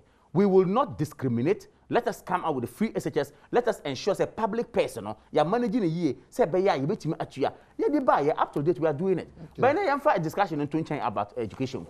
And education, many. If you are for a catcher or say a buy way or buy it. And you are still importing maize. Go into agriculture in this country. You are still importing I came from Tamale just the day before yesterday. On Sunday. But the food prices are high. No, food shortage. You're importing Tamale on Sunday. You're importing maize. I left Tamale on Sunday. And before I left Tamale, there was this guy in my constituency. Your constituency. And Oba said, Wakwa apply for SAPIP. This Savannah Agricultural Support Project. Na we apply on yente no kopeso me boano na yen konko he because when sika obey land development and other things but on him the entia yan friend no na me say o genuine case because if you have your money and there's some inputs out here aban so the policy about oboa ene yenko ye kodru ye the coordinator very great man but wherever he is if he's watching me I want to say good morning to him. He had time to sit with me and explain to me the entia akwano wanya nidi wanti nidi because they don't discriminate there. Or not a politician. But I say more timelines. A buying the aba through African Development Bank. No munya skase. Yen more farmers in and the agric minister is so passionate about it. Now they have worked and they've selected all farmers. Indeed, or apply. But time now an application buy, that window was closed for the development of it. How na me do who say, look, the man educated me on what they are doing to farmers. I was shocked. A buying way. Yeah, very wonderful things on the ground. What you have? Mo buka say eduane sorte. Enye na mo report say there was a food glut. Rice kura e wo farmer yentimi nto. Last year. What you have say food are shortage. Sometimes when we are not truthful to ourselves, basic economics. When demand, we are not truthful to ourselves. Basic economics. Say demand. Exceed supplier then prices across from a bois. Look. Say demand. The public be demand the phone way, not phone in exactly. Now supply X the demand and then AC. You see, supply X the demand and then AC. Basic economic supply. In effect, if they are doing so well in agriculture, food prices should be lower than what we are buying. No, today, COVID came into ravage. COVID came into ravage. But it's not before COVID. No, before COVID, food was. By analysis I made, I granted them 2020. And I'm here stop here 2019. Okay, so you come round here by. I'm saying come.